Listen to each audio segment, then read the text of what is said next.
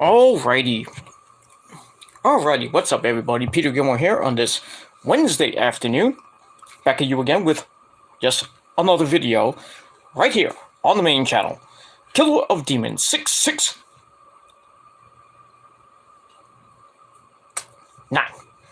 Thank you all for watching. Make sure you like the video, hit that subscribe button down below on this channel and all my other channels, which are in my pants, down in the description box below.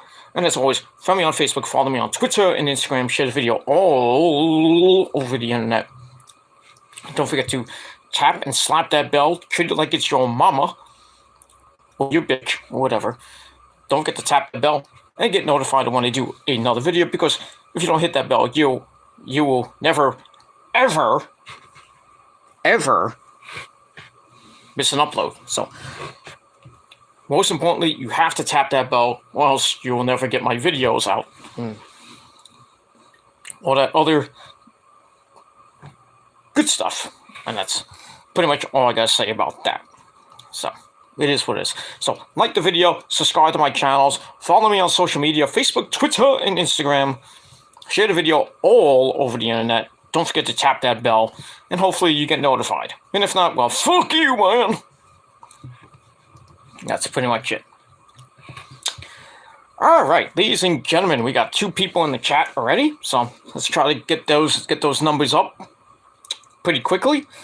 No, it's mid-afternoon here in the wherever you may be, or it's the early afternoon for you in the West Coast, or if you're in the UK, it's well, good evening to you. So, but that's it. Wherever you may be, hope you're having a great day, a great Wednesday. It's Wednesday afternoon, March the 30th, 2022. We're just about at the end of March, and March was a pretty quick month, as most of the months are, just comes and goes. A little bit warmer here in the Northeast today, 45 degrees, and tomorrow's going to be 70, but it's going to thunder.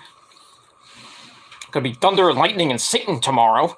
And I gotta go out tomorrow, which sucks.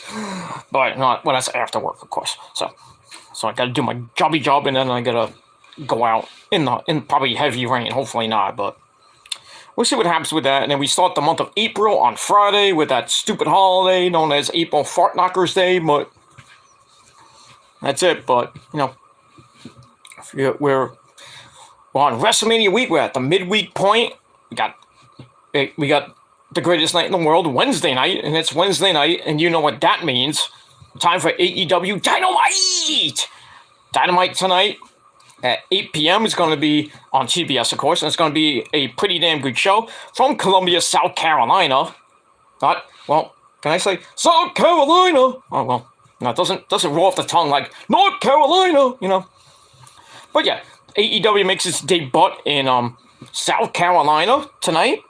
Should be a pretty good show. We got Wheeler, Utah against Bryan Danielson. That should be pretty interesting. We got William Regal once again on commentary. I don't know if Moxley will be at ringside. So this may be the match that Wheeler, Utah actually joins that little group that Moxley, Regal, and Bryan Danielson had. Was it called the Blood Camp Group or something like that? So we'll see what happens with that. Announced today by Tony Khan on Busted Open Radio. Max Caster will take on CM Punk. I can only imagine what Max Caster's gonna rap about. Most likely AJ, and do something. He'll probably do something, you know, about the Will Smith slap in the face, like I'm gonna take AJ Lee, I'm gonna smack her in the face like Will Smith or something like that. You know, that's going to piss Punk off. I wouldn't be surprised if Punk smacks Max Caster right in the fucking face. Because he deserves it, but it is what it is. So we got that match tonight. We have a special Undisputed Elite Championship celebration. Even though they don't have belts. Well, it's fine. Well, really, they stole the AEW tag belts and the world title, so I guess you can call it a celebration, but not really a celebration. So we got that. We got the qualifying match. Well, not the qualifying match. We got the beginning of the Owen Hart tournament. On the women's side, we got the Bunny Alley fighting a mystery opponent, which Tony Khan has just signed. And there's a lot of reports saying it could be Toni Storm tonight. Last night I broke the news that Taya Valkyrie and John Morrison are now all elite. So it could be them. It could be Athena. It could be Toni Storm. It could be Athena. It could be Tegan Nox.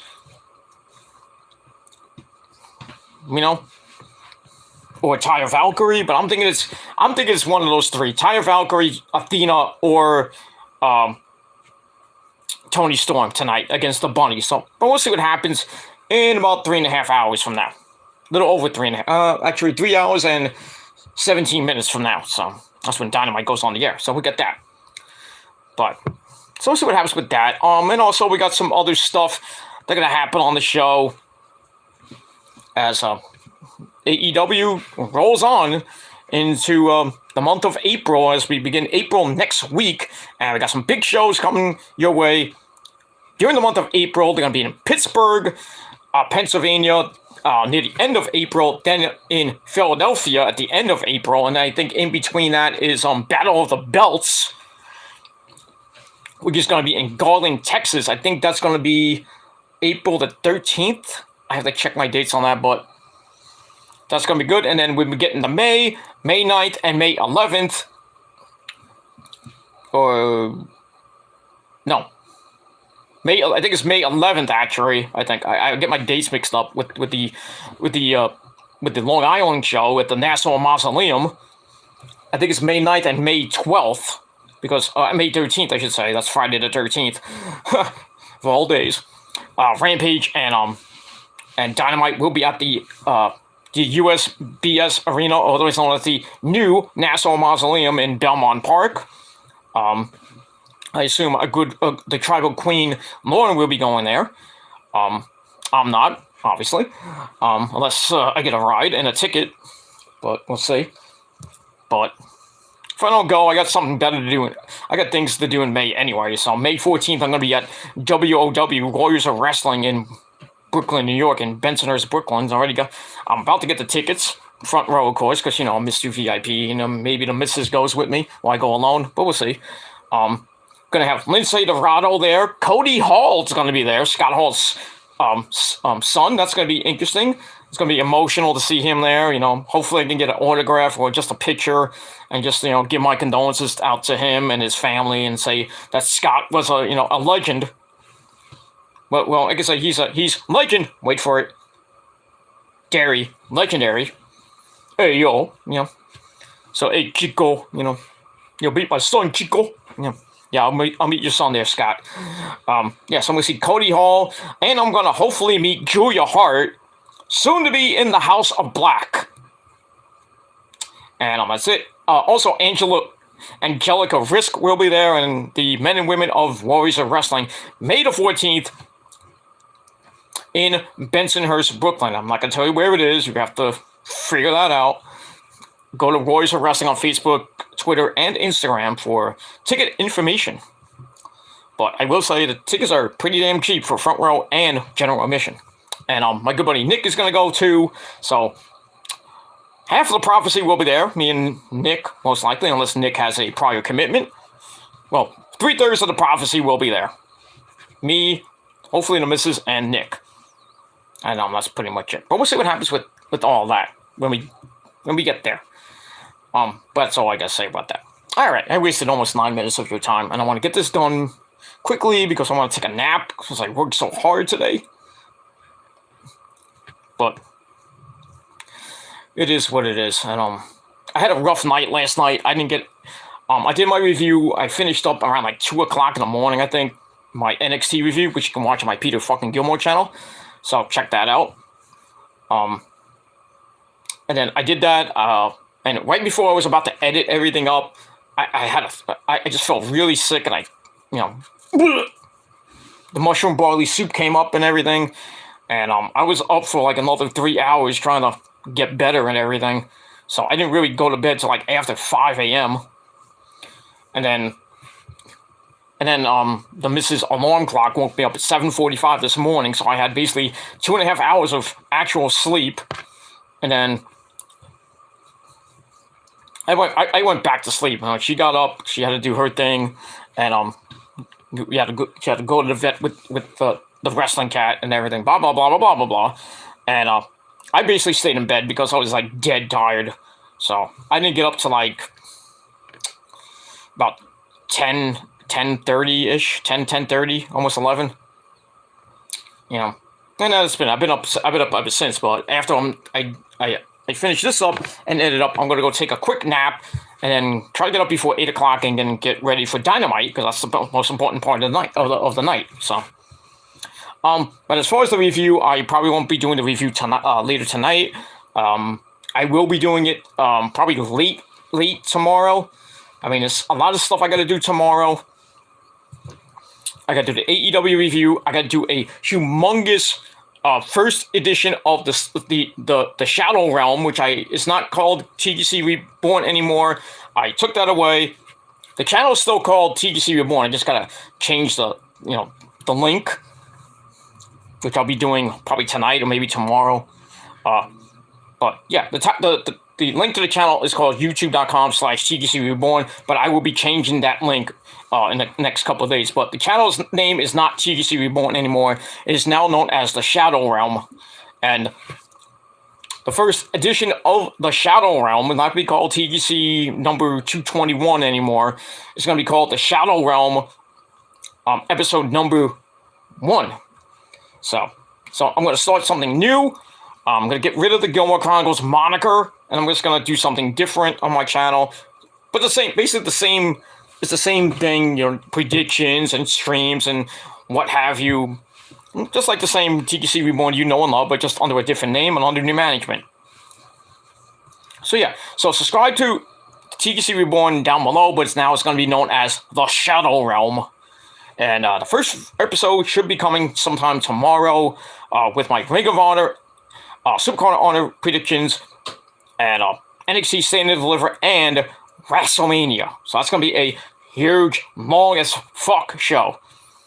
So we'll see what happens with that. And then Friday, I will be probably incommunicado Friday because it's that day. I will be busy that day. So I will be watching Supercard of Honor. I will be watching SmackDown and Rampage and the Hall of Fame, but I will not be reviewing the Hall of Fame. So probably no videos Friday unless there's a big major news story. And then Saturday, very early Saturday morning, I will be doing my SmackDown and Rampage review. Very early. I'm going to try to get it done by 10 or 11 a.m. So I can get you ready for NXT TakeOver, and NXT Stand and Deliver.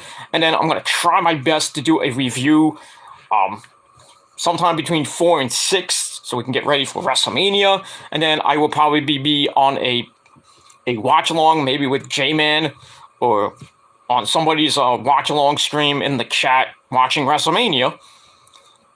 But my full WrestleMania review will not come until early Monday. Right before Monday night. Right before I have to... well, I'm going to see what I can do it Monday. It'll probably be early Monday or late Monday afternoon, depending what time I come back from my errands and all that other shit. So, but Sunday will be your Ring of Honor Supercard of Honor review. That will be on the Shadow Realm episode 2. So there you go. So you got a full week of videos, and hopefully I can get them all done this week. But with my very hectic work schedule and other things I got to do, with my health not as good as it is right now. But I'm gonna get everything hopefully done by next week. And I'll tell you right now, after April the 6th, everything will be back to normal with a few changes here and there. But, just stay with me, hit the bell, get notified, subscribe to my channels, like the videos, come in the chat, shoot the shit. We'll just have fun. And that's pretty much all I gotta say about that. If I'm lagging, I feel like I'm lagging a little bit on my phone. That's the way it is with my stupid phone. My stupid internet connection. But it is what it is. All right, let's acknowledge our chat. We had at most 4 people in the chat. Now we got 3. All right, let's acknowledge our chat. and we'll away we go. All right, you got my good buddy Max Lethal in the chat. No relation to Jay Lethal, but Max Lethal, one of Prince Idol's good buddies. He says, "Hey Pete, well, hello to you, Max. How you doing there, Max, on this Wednesday afternoon?" He also says, "I'm ready for Swerve Strickland and Keith Lee versus Ricky Starks and Powerhouse Will Hobbs. That's tonight. I forgot to mention that match. How can I forget that one? Prince is gonna kick my ass now. Damn. Sorry about that. So, my apologies to Shane Swerve Strickland and his cousin, the Prince. So, we got that. But thanks for reminding me there, Max. Thank you. Yeah, so that should be a good match. Not the first time Shane Strickland and Keith Lee have teamed up together. So, but should be a good match. I'm gonna probably hope that Swerve and Keith Lee beat the crap out of Team Taz. But we'll see what happens with that. And much more on Dynamite coming up in about 3 hours from now. So, that. All right, we got the Tribal Queen in the chat. Lauren's in the chat. What's going on, Lauren? By the way, I'm doing much better than I was last night. So, I missed that horrible team meeting of the Prophecy last night. So, but everything is good to go now. Everything is good. I feel better. Physically, I don't feel better, but mentally, I'm doing pretty damn good. But it is what it is. I just had a rough day and a very rough night, and I'll just save it.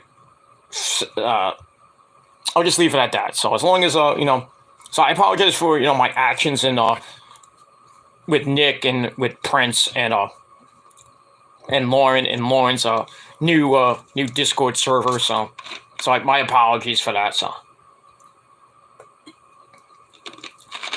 I was trying to fool around. I know it was an early April Fool's joke, but it backfired. So, but as long as Lauren, Nick, Prince, and anybody else that was in that Discord chat got offended, then I apologize. Except for that one guy, Coco, whoever that douchebag is. But want to talk shit, then I'm gonna talk shit to you. So fuck you. That's all I gotta say about that. So no apologies to you, sir. But as long as Lauren and Nick and Prince, accept my apology, then we'll move on from there. And that's it. All right, so Lauren's in the chat, the Tribal Queen. Now we have the Tribal Chief. My Tribal Chief in the chat. And that is my good buddy, and I'm losing my hair. It's not, I didn't comb it today, so I apologize. But anyway, we got my Tribal Chief, Nick Infante92 in the chat. What's going on, Nick? How you doing? Hope you're having a great day. That's all that matters. Hope you're having a great day. That's it. Like I said before, to Nick and me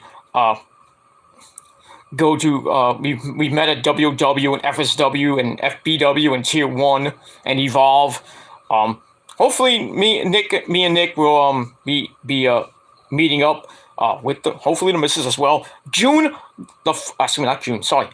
the 14th in Bensonhurst, Brooklyn for WOW. Don't know the name of the event. They're just saying June 14th. They'll be in back to Brooklyn. They should just call it Back to Brooklyn because they haven't been in Brooklyn since March of 2020 when this fucking pandemic hit. But they're finally back. I love it. Can't wait for the show.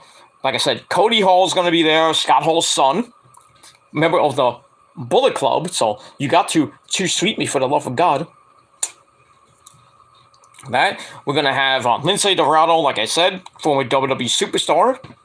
So maybe if he can get out of jail, Peter LaParca might be there under as we all know him with the mask, the same mask, or under a new mask. From what I'm hearing, he has a new mask now. But we have to see the Mexican cartel will let him out of jail just for that one night. But we'll see. He might be there. So me and the Mrs. Nick might be there. Maybe some other members of the crew. Mikey Mittens will not be there. He told me he will not be there. But we'll get some members of the crew. Hopefully there, Robert and maybe Joey will be there. Joey be there. I don't know who else may be there, but because I haven't seen those guys and girls for 2 years now, so it's gonna be a good time. March the 14th in Bensonhurst, Brooklyn. 7 p.m. bell time. 6 p.m. The doors open at 7 p.m. bell time. Good seats are available. You can get your tickets now at warriorsofwrestling.com, or get them at the door. They will be available at the door. I don't know if front row seats will be available at the door. I'm hoping to get a couple of yeah, exactly. I'm hoping to get the front row, even though Rosa really doesn't want to get the front row, but I'm gonna get it because I haven't sat front row at a WOW show since since really January of 2020. So I know it's not too cheap. It's $30. I mean, so it's basically, if you go with somebody, $60 plus food, which is about 10 at most, $15. So, but food is cheap. It's great, good stuff. And then in between they'll have the meet and greet with Lindsay Dorado, Julia Hart, and Cody Hall. There'll probably be autograph sessions. You have to pay for the autograph and a picture and stuff like that. Before the event, during intermission, and I doubt after the event, but we'll see. But it's a good time. Hopefully a lot of people will be there. It's the return to Brooklyn, so I'm hoping at least 100, maybe 200 at most. I don't know how many people can go into that place, but I think about around 100, maybe at most 200. That's not bad, but get there early so you don't lose you have to wait. So you don't have to get there late, and then you get a really bad seat, or you're standing up mostly. But yeah, me and the missus, if she does go, we're gonna get there really early. Like I said, the doors open at 6. We'll probably be there I'm gonna try to get there by 4:30, close to 5 o'clock. So we'll be outside. We'll be talking wrestling, and we signing autographs and taking pictures and stuff. As always, you got to pay. But this is the first time you're meeting us, and you will have to pay. But we'll pay. I don't know. Maybe I'll charge $5 for an autograph. Maybe free pictures and autographs. Will be $5 for now. For only for the first time people. Then you get a discount. But if I've known you for a while, you want to take a picture, then unless it's like Nick or Joey or Eric, then or Robert or anybody else from the crew, they get it for free because I've known them for so long. So, but if you're new to WOW, you want to know what it's about, you want to meet me and Nick and the other members of the crew and the Prophecy, then come on down. May 14th, 7 p.m. bell time. Get there by 6. But it is what it is. But we'll move on. It's going to be a good show. Good show. Hopefully. We'll see. And we'll see who the Warriors of Wrestling heavyweight champion is. If it's not Darius Carter, it's probably going to be somebody else. We see who the women's champion is. If it's not Jade, it's the Native Beast Nyla Rose, which we all know it's probably not going to be. Or it may be Haley J. But I'm thinking it's going to be Jade, probably defending the belt against either Angelica Risk or Julia Hart. So if Jade retains the title at the April 9th show next Saturday in Staten Island, she'll probably be facing one of those two women. Probably retain there, and then go to the June 14th show, which is back in Staten Island. I forget who was there. I know there's some special guests going to be at that show. So we'll see what happens with that. As far as the next Brooklyn show, I guess you will have to go to the show on May 14th to find out when the next Brooklyn show may be. It might be in July, it might be in August, or maybe in September. But hopefully they'll be coming back to Brooklyn every I would say every 2 to 3 months, like they used to do back since 2016. But it's great to see WOW back in Brooklyn. Joey B and company, you know. Joey B still owes me a job, but as long as I promote the you know, the website and that, well, the website, the YouTube page, Warriors of Wrestling on YouTube. You just find it, you know. And you can look up Warriors of Wrestling on Facebook and on Twitter and Instagram to get information about the next shows and all the good shit. That's all I gotta say about that. We'll move on. But yeah, me and the missus will probably be there. Maybe some members of the crew, and maybe Nick. Who knows? So you can meet some members of the Prophecy. Why not? We will be. I will be actually, hopefully, talking to Shane Fair, you know, the legendary announcer himself. Hopefully, he will be there. I'm gonna try to get him to do like an actual like intro, so I can put the intro up on my Peter Gilmore page, but I won't like edit it into my videos. So, but I'll just let him do like a thing. Like saying, "You're watching the Prophecy" or something like that. I could do an intro. I doubt I'm gonna get any intros or anything from like Jade or I doubt Mr. Darius Carter or anything like that. But you know, it doesn't hurt to ask. But you know, if you know, but I will have the the trusty the camera, the phone with me just in case I do. I was like, hey, can you do like an intro for my YouTube channel? You know, if it's not too much you know, I don't mean if you don't want to do it, that's fine. I'm not gonna pressure you into it or anything like that. I know I'll probably not get Julia Hart to do it or something like that, but or Cody Hall or even you know, Lindsay Dorado or anything like that. But I probably will get Shane Fair and maybe Jade, but we'll see. So I need more intros. The problem is I gotta I have to put it on my phone, then I gotta download it to my desktop, and I really don't have any editing software on my desktop. I don't have Windows Movie Maker anymore. I mean, on my laptop I do. I can maybe get the laptop out for the first time in like years, and well, I don't know, because I have Windows 8. So I don't know if Windows Movie Maker is available on Windows 8. I have to check my laptop. But if the laptop works and it has Windows Movie Maker, I will gladly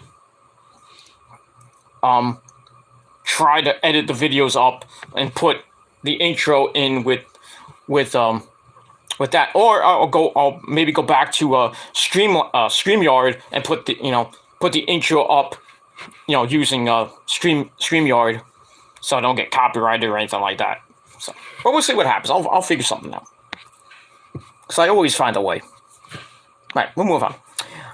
Okay, move on. All right, so we got the Tribal Chief in the chat, with the Tribal Queen in the chat, Lauren's in the chat, Nick's in the chat. All right, Lauren says, Max, do you have Discord? I hope he does. Join Lauren's crazy server group. I digress. I mean, well. All right, Nick says, you know I accept your apology. You're my best buddy, Peter. Well, thank you. Aw, somebody give me a hanky. Somebody give me a hanky.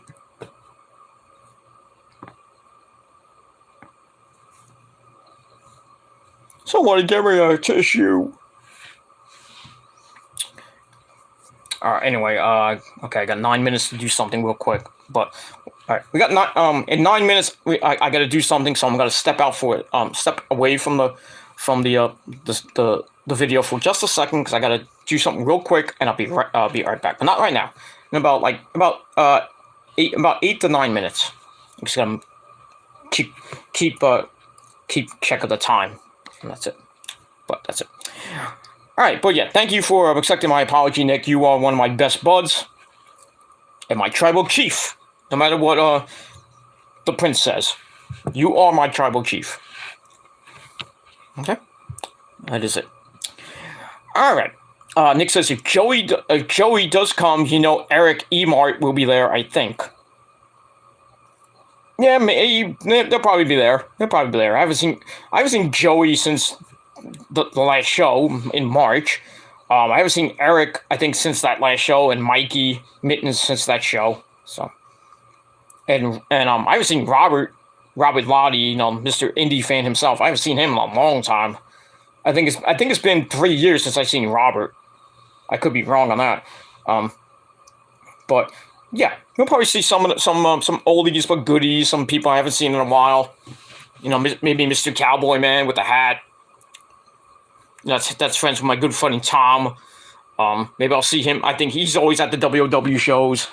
I don't know who else will be there. Maybe Janet will be there, and Stu and Stu, but I don't know if they'll be there because they live far away now. But we'll see what happens with that. But old friends will reunite May the 14th, and that's going to be in about. Let's see here. I think it's gonna be about 5-6 weeks away. So it's coming. It's coming real fast. Coming almost as quick as Veer, who debuts on Monday. Yeah. Okay. Yeah. He's not gonna debut. He ain't. But we'll move on from that. Yeah. But yeah, I expect Joey and maybe Eric to be there, and we'll see who else is there. That's it. But hopefully, Nick, you will be there, and if not, I'll kick your ass. No, I'm just kidding. All right, we got Savannah in the chat, the princess of the prophecy. I gave you a wrench on this channel too, there, Savannah. I forgot. I thought I already gave you one on this. I got so many mods on this channel, on my channels. It is what it is. I mean, we had a troll last night that showed up, and Savannah was in there, and I'm surprised. Maybe she didn't see the troll. I saw him near the end of the show, and I had to get rid of him. So I did my job, so I get full pay. I know that's pretty much it. But you guys, if you guys are my mods, if you see a troll, just get them out of here. That's it. All right, so we got Savannah in the chat. She says, "Hey guys," and girl, of course. So what's up, Savannah? I hope the prince is doing better. And if not, I'm gonna have to come down to Texas and kick his ass. I will kick his ass. I'll slap the fucking taste out of his mouth. It's like, get your ass in gear. What's wrong with you? You're supposed to rock out with your cock out. Stop being a flip-flopping bitch like WJ is.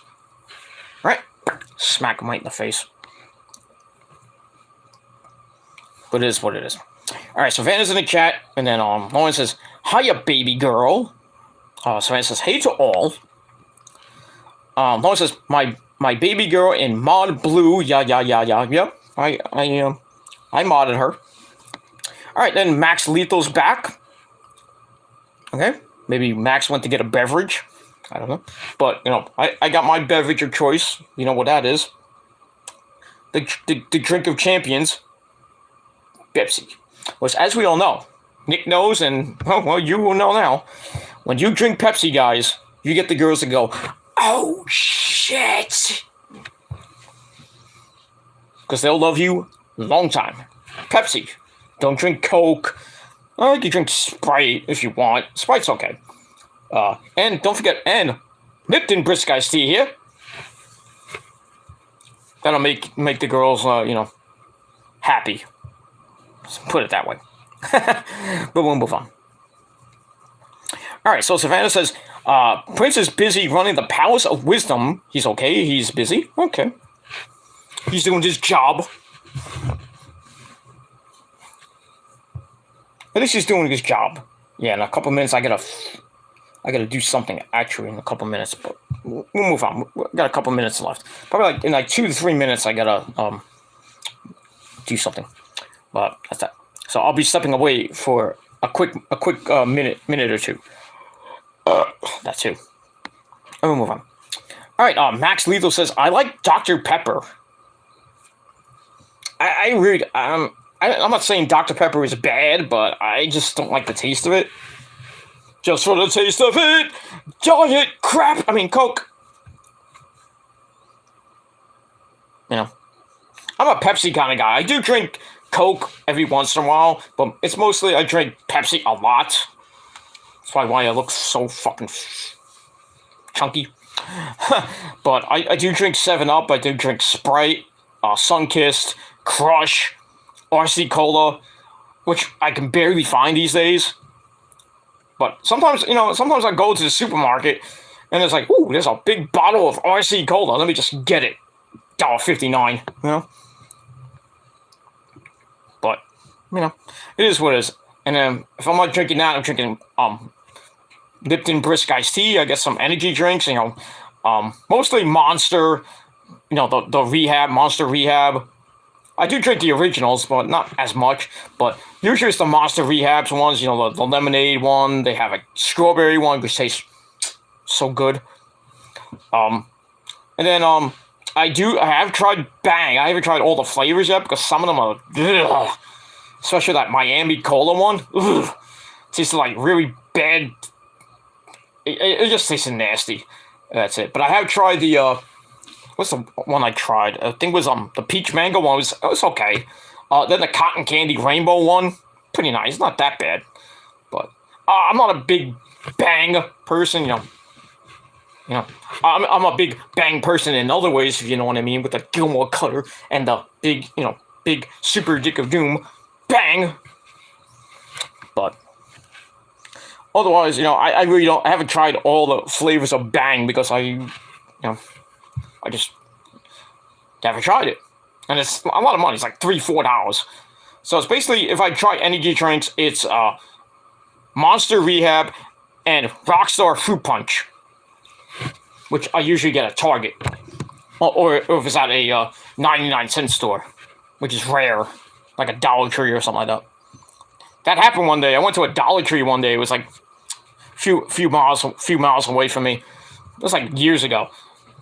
Me and the missus went to the Dollar Tree.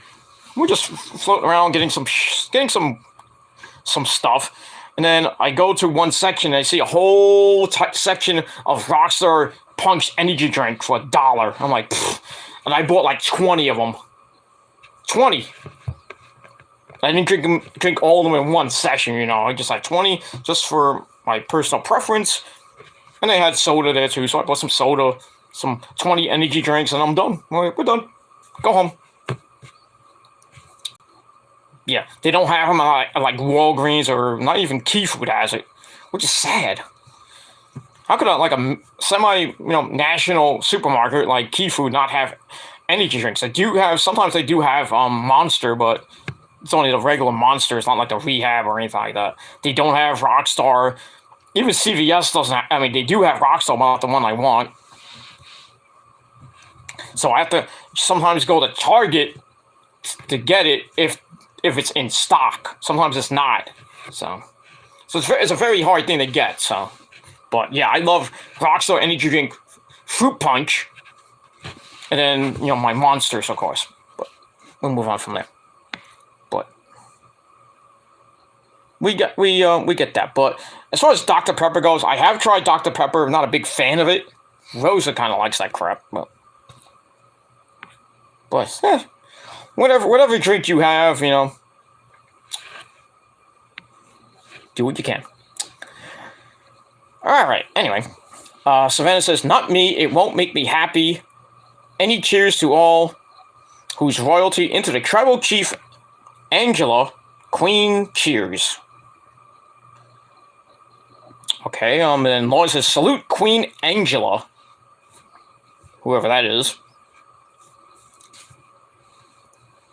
So, okay, so I guess Savannah doesn't like if the prince drinks some Pepsi and he wants to get some sexy time and make Savannah go, oh shit, she's not into it.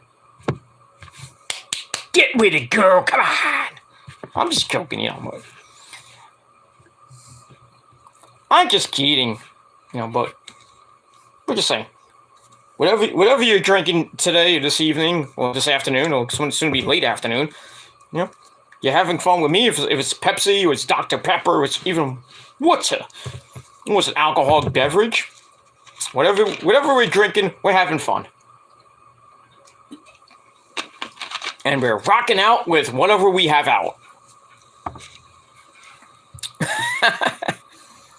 That's pretty much all I gotta say about that. Alright. Max Lethal says the legend, the Hall of Famer Diamond Dallas Page, the man who thinks he's the master of the Diamond Cutter. Well, he is the master of the Diamond Cutter, and then Randy Orton stole it from him, called it the RKO, but then I stole the RKO and made it much, much, much better. Was I have the best cutter in the goddamn business, and that's the Gilmore Cutter, which nobody can get up from. Not even Randy Orton or DDP themselves. But if they want to try, I'm just a phone call away.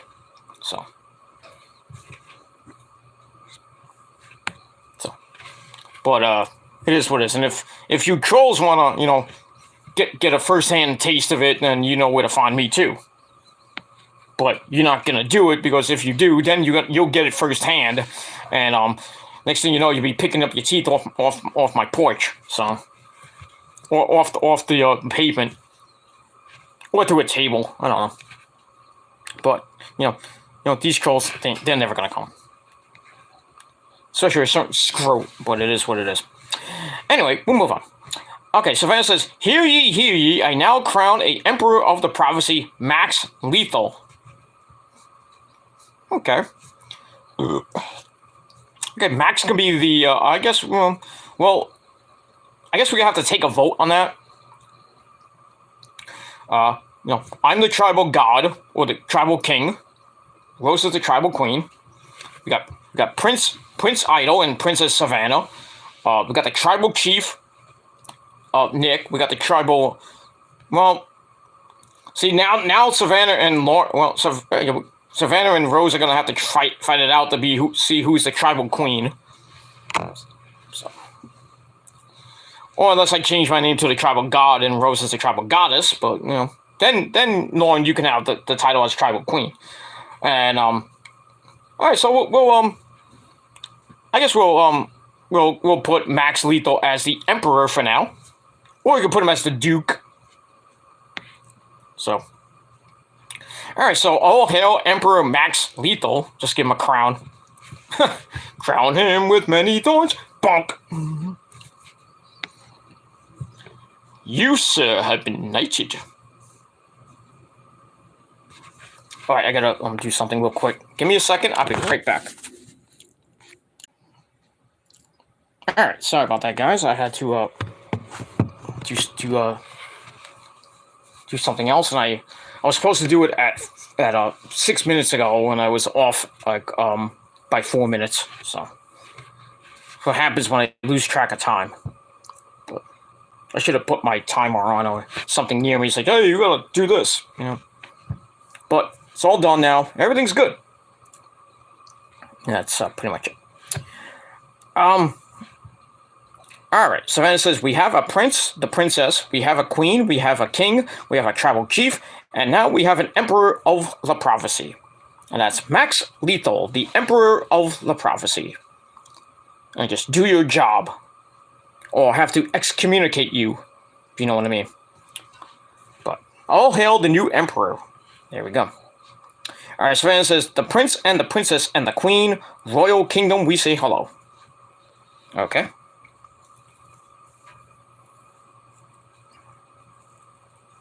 Well, which queen? All right, I guess it'd be Lauren. But yeah, we're a royal family here, and we're growing just about every single day here in the Prophecy. So, as long as we get those subscribers up, we get those likes up, we get the people watching in the chat, we get those numbers, they go sky high. The Prophecy will be the greatest thing since sliced damn bread on this garbage festival website. But that's pretty much all I got to say about that. All right. Max Lethal says, yes. Exactly. All right. So we got all that. So we talked about Dynamite, some of the matches for Dynamite tonight. Should be a good show. And that's pretty much it. We got tomorrow night, we got really nothing tomorrow night. And Friday night, we got a big night of action. Friday night, we got WrestleMania SmackDown. We got Rampage at 10 o'clock. At 8 o'clock, to going head-to-head with SmackDown, it's Ring of Honor Supercard of Honor, because I think that's going to get swallowed up, but we'll see. That's Tony Khan's first pay-per-view as the booker and the owner of Ring of Honor. So, should be a good show. I think we got 6 or 7 matches already announced. And we'll see what happens with that. I can't wait for Briscoes versus FTR for the tag team belts, and Jonathan Gresham and Bandito for the unified Ring of Honor title. It should be some good shit. Swerve is going to be in action against Alex Zane. So that should be good. And then at 10 o'clock, we got Impact's WrestleMania type special show called Multiverse of Matches, or Matches of the Multiverse. Something like that. I think it's supposed to be the Briscoes, after they face off against FTR, they're going to go right to Impact, wherever they're at, Impact's performing at, and they're going to take on the Good Brothers. I don't know if that's for the Impact Tag Team belts. No, they don't have the belts anymore. I think Violent by Design has those belts. But anyway, it's going to be a good match. Briscoes versus the Good Brothers. That should be pretty damn good. Deonna Purrazzo is going to be in action, defending the Ring of Honor and possibly the Reina del Reinas titles. I don't know against who. It might be Mickie James. We'll see what happens with that. I think Tasha Steelz is defending the Knockouts title against somebody. But I think the match of the I think it's not going to be a that match, but what I do want to see is Josh Alexander and Moose beat the living crap out of each other, and I think it's going to happen April the 23rd at Rebellion in Poughkeepsie, New York, where my good buddy Jeffrey Rose will be at, the Iceman. So we got that. So so Impact's got a show at 10 o'clock. Going head to head with Rampage. I think Rampage is gonna win out that one. And then got the Hall of Fame at 10:30. So you got 3 things at between 10 and 11:30, 12 o'clock. So a lot of stuff happening on Friday night. A lot of stuff happening on Saturday as well. And if you're Indian, you got a whole ton of shows as well. GCW is doing shows. The Collective is doing some shows. I think Planet Death is that weekend, or this coming weekend. So that's going to be exciting. And as we all know, Saturday starting at 1 o'clock. NXT Stand and Deliver from Dallas. And then at 8 o'clock, got WrestleMania Night 1. And we'll see what happens with all that.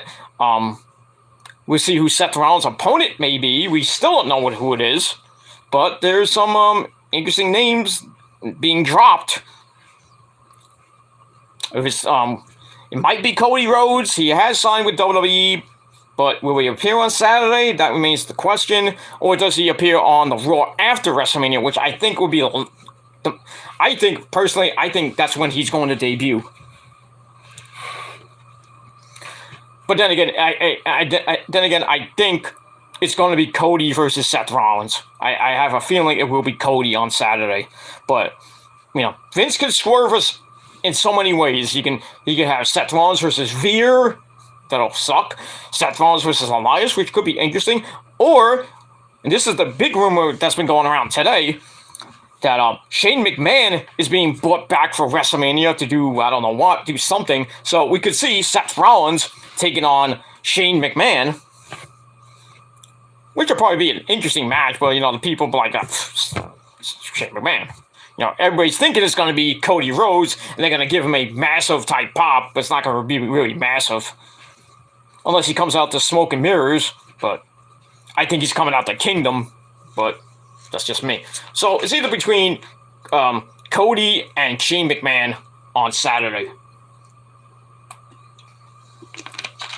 And if Cody doesn't appear on Saturday, then it's probably a definite that he will be in Dallas on Monday Night Raw to start a program with somebody. Maybe Roman, I don't know. Or Brock. But it is what it is. That's it.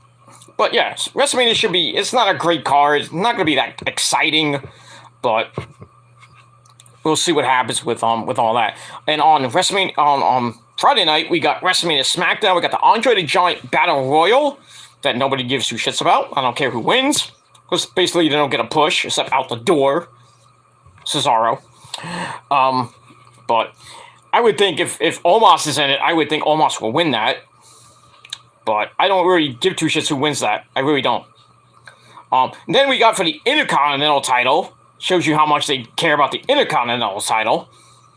We got, the crappiest champion they have right now, Ricochet, who's lost 3 straight weeks after winning the belt from Sami Zayn. Ricochet is going to defend the belt against both Humberto Carrillo and Angel Garza. So I'm hoping that he loses that goddamn belt and they fucking release him.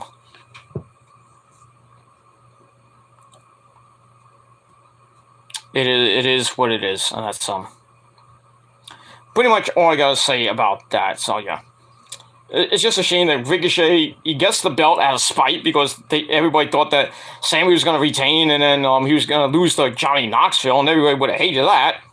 So they just give it to Mr. the resident idiot in catering, Ricochet. He loses 3 weeks in a row. Actually, 3 times in the span of a week, because he lost to Humberto and Angel in the same week last week. Then he lost, I think, who did he lose to the week before that? I think he lost to Sammy in a rematch where it was non-title. I forget. Yeah, it shows you how much they love the Intercontinental title. That's probably why Cody came back to kind of resurrect the Intercontinental title. And if anybody can resurrect the Intercontinental title, and it's Cody Rhodes. God forbid Cody Rhodes gets the Intercontinental title back. Then I hope he brings.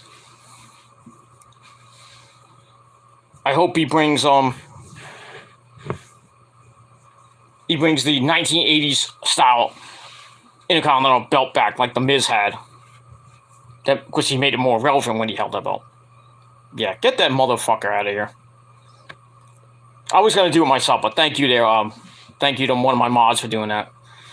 Take your Tallahassee, Florida ass out of my chat. Get him out of here.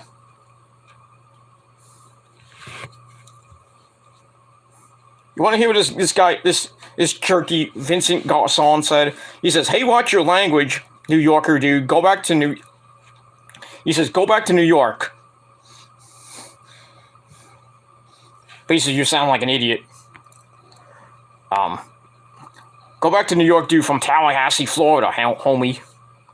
Well, you can take your Tallahassee ass, and now he puts the Italian flag, thinking he's, Italian, which he's not. He's probably not. He's a jerk. Probably a fake Italian, too. Freak the New Yorker, dude. What do you... Okay. First of all, you're not the Iron Sheik, Fuck the Yankees, Papa! No. You're out of here. He's like, go back there. Go back to where? Yeah, he's saying Florida's better than New York. I mean, Florida is a great place to retire, and I'm going to be retiring to Florida pretty soon. But, I'm not going down to Tallahassee, though. I'll be on a nice beach, nice private beach in Florida. That's all I'm going to say about that. All right, we'll move on. I missed all that garbage. Where are we? I don't even know where we are. All right, we'll talk about that. So Cody Rhodes is probably coming back to win the Intercontinental title. But we'll see. And see if he appears on Saturday. If not, probably on Monday.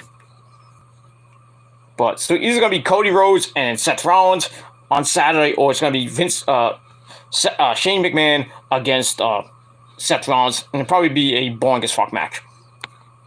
But it is what it is. And we move on from there. Yes. Alright, Savannah says, Pete, you are a god, Rose, the goddess of the prophecy. You're damn right we are. You're damn right. Thank you. Alright, we got Alejandro Casa, my good buddy from Mexico. He says the fight that Rollins will have will surely be Cody Rhodes. We hope. We hope. And that's pretty much it. Okay, then he says, or maybe a Cody Rhodes independent bomb hire. I don't know what that means. Bomb fire? I don't know, maybe. Max Lethal says Shane McMahon is a good opponent. Yeah, I think it'd be an okay match. It's not gonna be like 4 or 5 stars or anything like that.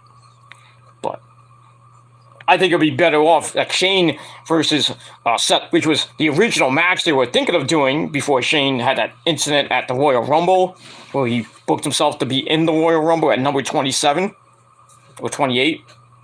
Then his dad his dad and Nick Khan said, "Get out of here." Which I thought was shocking that his dad would fire his own son. Now they're bringing him back just for WrestleMania to face Seth Rollins. We'll see. We'll see what happens with that. All right, we got Prince Idol in the chat. What's going on, Prince? He says, "Hey guys, Prince in his house. Now I am here. Good. Good. Get your paycheck there, Prince." Hey, Max Leo says, "What's up, Prince?" And all that shit. Blah blah blah. Then we had that jerky from Tallahassee. All right, then everybody's saying hi, and then well, now we got his another one of his other sock accounts. There, Tequila Garcon says, "Hey, I don't want New Yorker and Tallahassee. Too many NYC people and Jersey people, bro." And Tally, then he has some, I don't know, it looks like a Ukraine flag. I don't know what flags they are, but it is what it is. Get out of here. Get out of here. We don't want jerk-offs from Tallahassee, Florida in our chat either. And if you support Russia in this war against the Ukraine, get out of here too. We don't need those jerk-offs there either. And if you support Vladimir Putin, then you need to get a bullet in your head. But that's just my opinion.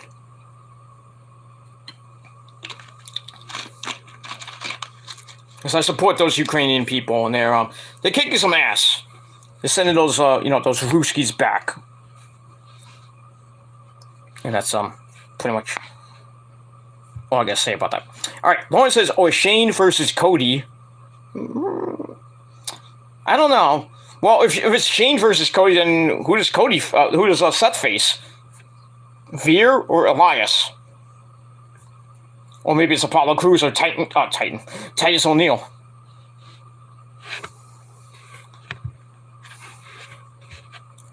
How about Seth Rollins versus Ricochet, just for the hell of it? I mean, I don't even think the United States titles being defended at WrestleMania. There was supposed to be Finn Balor and Damian Priest in a rematch, but I don't even think it's on the card. That sucks, not seeing Finn Balor on the show as the Demon Finn Balor, especially for WrestleMania. But it is what it is. All right, Max Legal says, "If you smell what Pete cooking." If you smell what the Gill is cooking. I'm cooking up a mean steak. A big old mean steak. That's pretty much it. All right, we'll move on from there. All right, so that's it. Thank you all for all the comments so far. Keep them coming. We got 5 people in the chat so far, and we're getting closer to nighttime here in the Northeast. 5:37 p.m. here. So the days are getting longer. The summer is fast approaching. Easter's 2 weeks away.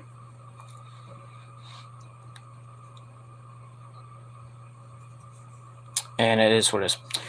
Prince says, "I think going to have to put on sub-only mode on now. Too many trolls." Nah.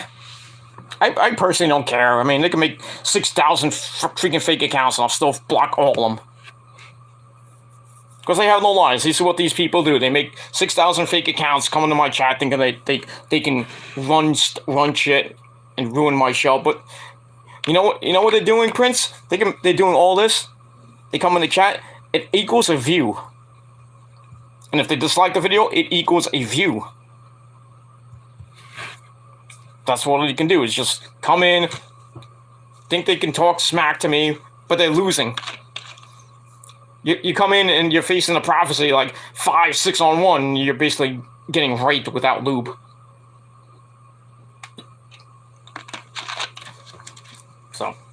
So I don't really have to put sub only mode on if I want. I mean, if I want to, I could, but I personally don't care. Sub only mode doesn't really work anyway, because you can put it on for like for you know, people that are subscribed for 30 minutes or more. You know, can't come in, and then, you know, they wait 30 minutes, and then they subscribe to you, and then there's the troll brigade, and then you can't really get rid of them unless you block and ban them from your channel. But they're still subscribed to you, which makes no freaking sense. That's what I hate about, you know, sometimes I hate YouTube so much, because trolls subscribe to you just to, you know, to troll and, you know, to troll you and see what you gotta say, and then they steal your videos, which is copyright infringement. They'll clip parts of the video so they can put it in their video to do their little critiques, which are horrible. You know what I'm talking about. You know, 3 videos in the span of a week. It's like, oh, I'm done with Peter. Yeah, okay. Sure you are. Sure you are there, Scrooty. But yeah, you say you're done with me, and I'm the Jolly Green Giant. In my pants. But, yeah. You're just a hypocrite. You're a hypocrite, you're a bully, and you're a stalker, and you're gonna go to jail. So, if you keep it up, you're gonna go to jail. Or get knocked the fuck out. So, but you're a coward, and you're just a bitch. You're not even on my radar anymore, so kiss my ass. The prophecy's much better off without you. Yeah. And it'll destroys your channel anyway. I have more subs and views than you anyway. And that's all I gotta say about you, my friend. Alright, Lauren says, we can go to Twitch, less trolls, more freeway. Yeah, we may be going to Twitch maybe by the end of the year, or by next year maybe, we'll see. We'll see how everything goes by the summertime and going into fall, how the channel grow, how my channels grow, how the prophecy grows by the end of the year. But, you know, it's a process. You know, we're slowly starting to formulate. We're starting to kind of surround YouTube and everything, starting to take over people. You know, we're kind of like Russia almost with Ukraine. We're like coming around Ukraine from all different sides, and we're taking what we can and who we can. It is what it is. I mean, I got Prince here from the you know, from that clown. You may get I don't know what about Tony. You got that's Lauren's thing with Tony. If Tony wants to join the prophecy, he's more than welcome to, as long as he doesn't fuck around. Because then I'll have to kick him out, like I did Kenny. I took Kenny's rank and I banned him, and then he goes on somebody's chat and starts talking shit about all of us. So I wanted to go in the chat, but I couldn't find it, and I wanted to just tell Kenny. He's like, hey Kenny, you want to talk shit? Why don't you just do it on my you want to do a one-on-one? I'll set up a StreamYard, and I'll just roast your ass, and you're not gonna like it. I'll just I'll have you on the panel for like maybe at most 5, 10, 15 minutes. You say what you gotta say, and then you're out of here. I'll say what I gotta say. I'll tell you like it is, and if you don't like it, well, you can kiss my rosy red Italian ass. And suck my super cock. But that's it. Alright. Sub only mode, okay. Yeah, Twitch, okay. Moses, I was on there with Tony. It's more easy. Okay, we'll see about that. You know, I do gotta talk to you and Chase and other people about how to do Twitch. I did it once, and Lauren was on one of my shows on Twitch. I did the Twitch. I did the whole thing. I thought it uploaded, but then I go to my Twitch channel. I don't even see it there on my main on the front page. I'm like, what the hell? What did I do? But I do have Twitch. I just won't tell you my channel name. Not yet, anyway. But it is what it is. Anyway. Okay, Prince says, all you trolls can take a stink face from Rikishi. Yikes.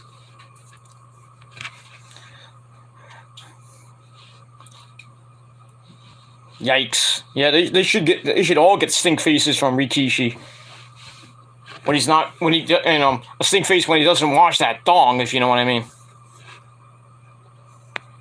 He's gotta puke. Yeah. Get that. Nolan says, Hayes in. Okay. Then Max Lethal laughs at Prince Idol's joke.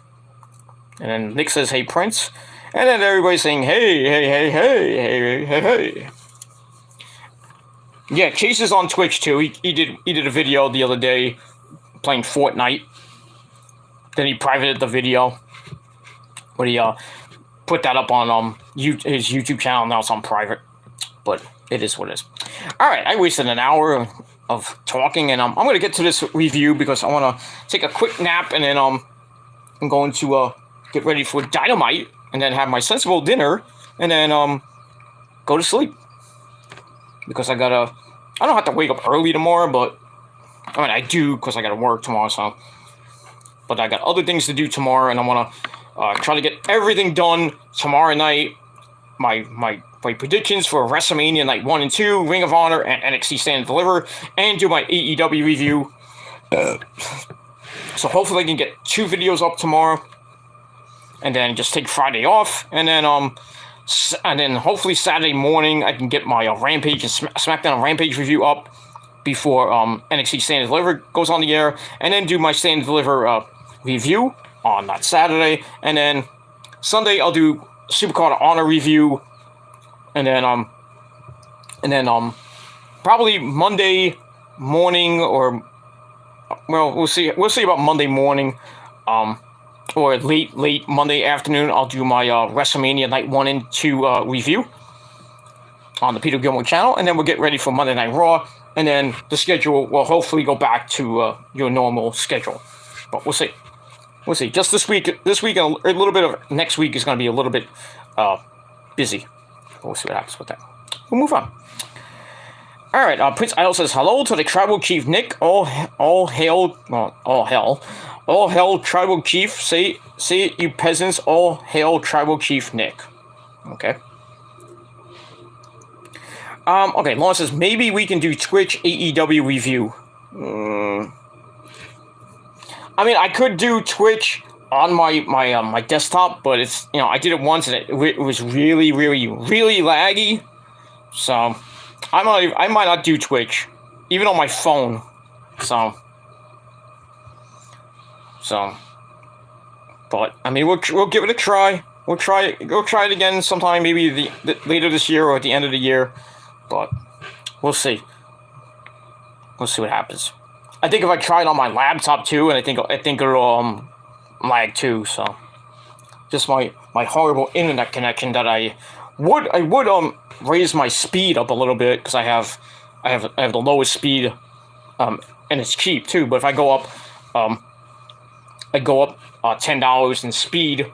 I go up in speed, it's $10 more, and what I'm paying now, it goes up about another $10. And by the summer, I'll be paying less than what I'm paying now. So I'm paying about, well, I won't say how much I'm paying, but it's pretty damn cheap. Not as much as I used to pay, but by the summertime, I'll be paying what I used to be paying, which is around $75. But if I go up in speed, then that goes up to about $90.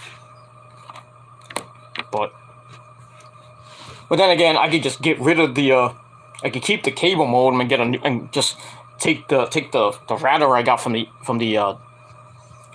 internet company, and just get that out of there, and then somehow find my my old router that I have. I just gotta find the disk, and it's a pain in the ass. I gotta put the disk in, and configure it to the router it's just a big mess. So I'm just happy with where I am right now, but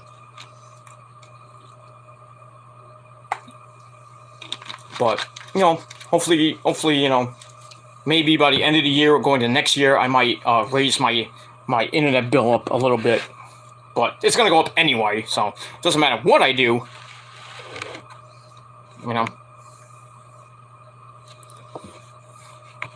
So right now, even without the discounts I have, I would be paying like $135.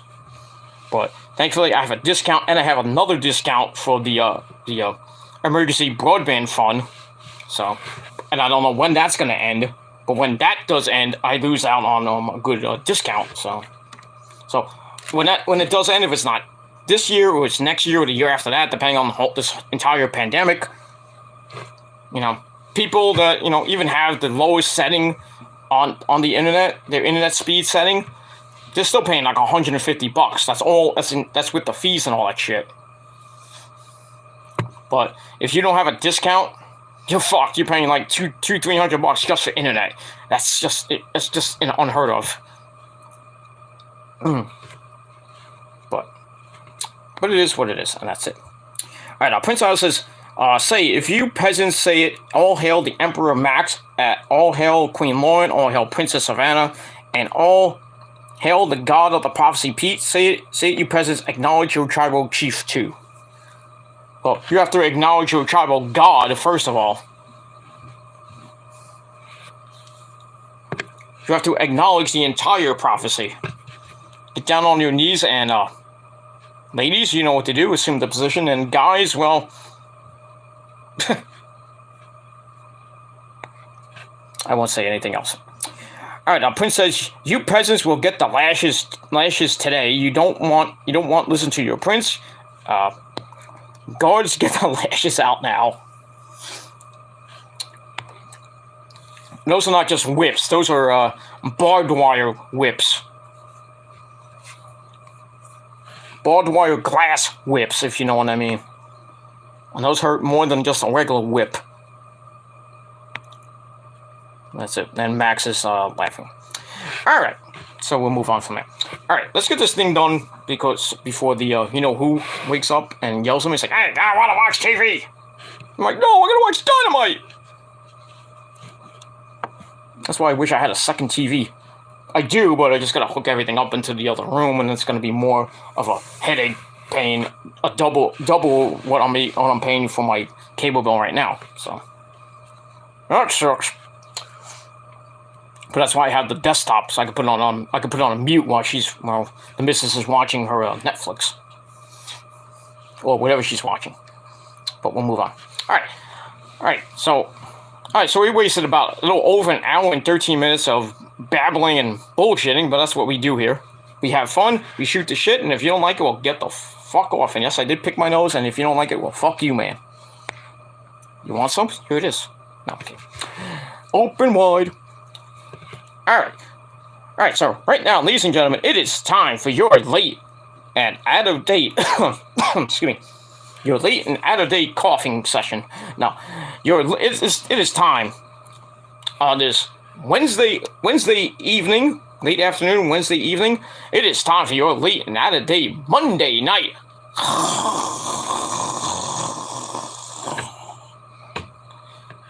Monday night snore, roar, whatever you want to call it. Your Monday night snore review for I don't even know what date it is. For March the 28th, 2022. From the PPG Paint Arena. Why can't it be just called the PG Arena? But it wouldn't be an arena. If something was named after my initials, PG, it won't be an arena. It would be a coliseum. Or what do you call that? I can't call it an amphitheater, but yeah, it would basically be a coliseum.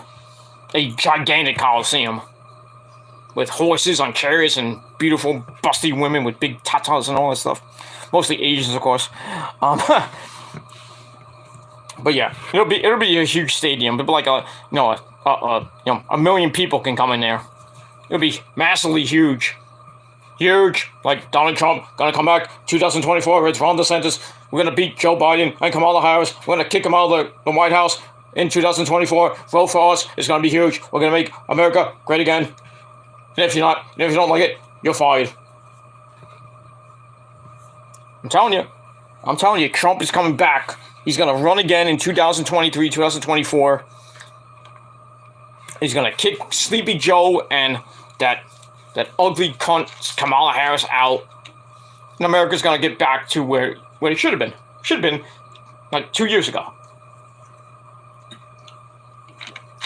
It'd be much better off with Trump or DeSantis in as president. Or Trump and DeSantis as president, vice president. It'd be much better than we're at right now. Of course, even though Biden kind of brought us out of this pandemic, but he's getting very close to global nuclear thermal war with Vladimir Putin, and everything. The Russians are kind of like backing away from certain parts of the Ukraine, especially the capital city of Kiev. The Russian forces are going back, and they're trying to go around, going to the southeast. They're trying to get the Donbass region, which they're probably going to get. They're going to get certain cities down in the southeast region of Ukraine. And then Biden's coming out, backtracking on things he said about Putin and everything. Like he should not be in power. He shouldn't, really. Putin shouldn't even be in power. Somebody should assassinate that motherfucker. But that's just my opinion. But from what I heard on CNN today, he's going to be in power in Russia for 16 more years. No, 14 more years, I think. 14 to 16 more years. God damn!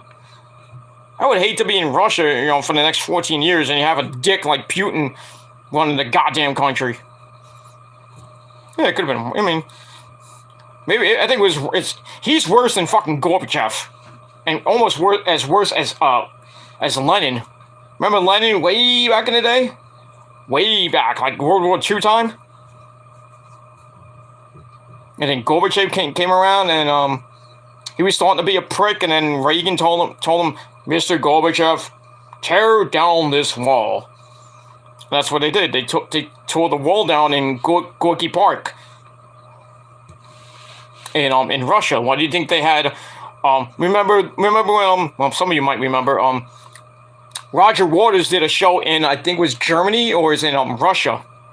I think it was it was in Berlin when they tore down the wall in Berlin. That was basically Gorky Park, if you want to think about it. That's when Reagan was talking about tear down the wall. And then Roger Waters did The Wall live from Berlin, which I have on DVD and CD. Good stuff. Good show. Good show. Scorpions were on that playing. I think they played Into the Flesh. They started off the show. And then Cyndi Lauper came out and did Another Brick in the Wall Part 2. That was pretty damn good. And then Bryan Adams, of all people, Bryan Adams was on that show singing Young Lust, which is a David Gilmour song. I'm just a new boy, But yeah, if you ever seen the video for Winds of Change by Scorpions, down to Gorky Park, listening to the winds of change. Great song, love that song. It has the most interesting intro ever, the whistling and the solo whistle and everything. Like, for Klaus Meine, the lead singer of freaking Scorpions, he's like 70, almost 80 years old, and he can still whistle that entire song, which is just amazing. It's like Axl singing, Patience. All we need is just a little patience.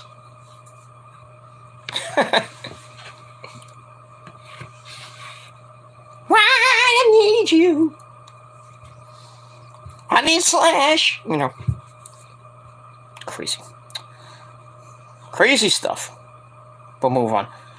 But yeah, I'm hoping Trump and DeSantis, or Trump and somebody else, goes up against Biden and Harris. But I don't know if DeSantis will run with Trump, because Trump and DeSantis are kind of at odds with each other, which I don't know why they would be, because DeSantis is like the god of Florida. Well, Southern Florida. Now he signed that bill, that you can't say gay bill, which I personally don't care about. It's like, hey, you're well, we can't say the G word. You're geeky. Hey, you're arresting me for saying the G word? I said geeky. I didn't say the thing that rhymes with hey. Can't arrest me for doing that. Yeah, but Ron DeSantis is like the god of Florida. He is God in Florida. That's why Florida was the epicenter of this fucking virus for a while. But then New York, well, there was Florida, then it was New York, and then now it's basically nowhere, because this virus is kind of like, it's still here, but it's kind of like, kind of fading away and classifying itself as obsolete. But now we got the new variant BA2, which is running rampant in China and Japan and most of Europe, and here in the United States. There are still some people getting COVID, but not Omicron. They're only getting either Omicron or BA2 now. But as long as you're vaccinated or fully vaccinated, you're fine. You're fine. But, I mean, hopefully most of you guys watching the video are vaccinated or fully vaccinated. That means either you get one shot and a booster, or you got 2 shots and a booster. But now they're talking about a 4th booster, which I believe is actually going to be happening now for people 50 and older. So instead of getting 2 shots and a booster, you're getting really 3 shots. You can get a 4th shot now. So you're going to be turning into a mutant pretty damn soon. So, but yeah, for me, I only had the 1 shot. So, will I get the booster? Possibly. I don't even know if I'm going to get it. I don't think I need it, really. I'm fine. I'm immortal. I don't need another shot to turn into a mutant. I don't think my body needs to be turned into a freaking mutant, And if it does, I'd rather be turned into Wolverine. Had that the titanium claws and and the healing factor. I mean, I kind of do have the healing factor, because like when I hurt myself, I'm like fine in about like a few hours, maybe a few days, depending on if like I break a bone or something like that. Because I broke my clavicle when I was right before I was supposed to finish up my senior year of high school. I broke my clavicle, and I was in a body cast for like 2 weeks. And then when I took it off, it hurt like hell, because I went on a hiking trip with my uncle, and I tripped over I tripped over something going on the path. I tripped and I fell, and I got up, and my freaking shoulder was like, I was in so much pain. I thought I almost had to go back to the hospital because my shoulder. I thought I messed up my shoulder even more, but thankfully I didn't. So,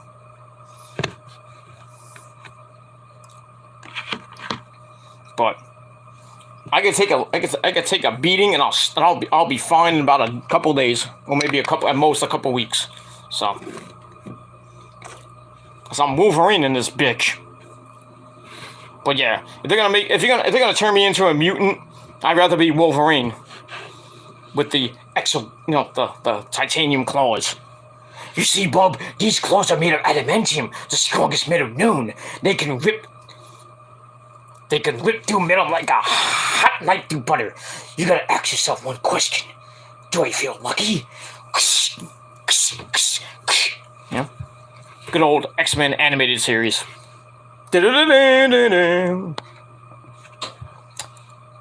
But we'll move on from there.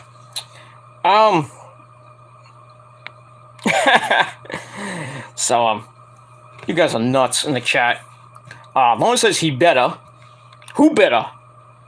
Who better than Canyon? Nobody. Exactly. Prince says, LOL, yes, ladies, presume the position. It's assume the position, not presume. That's something different. We'll move on that. Rollins says, Kid Rock. Yeah, I would vote for Kid Rock. I mean, you don't give a shit about what Biden has to say about him. I would vote for Kid Rock. Hey, how about this as a running mate? Ron DeSantis and Kid Rock. How about Donald Trump and Kid Rock? Kid Rock is your vice president. Why not? You wouldn't have to do anything. It would just it's like my first official duty as vice president is to have an amazing concert. We'll just have Slipknot. We'll have In This Moment. We'll have Ozzy.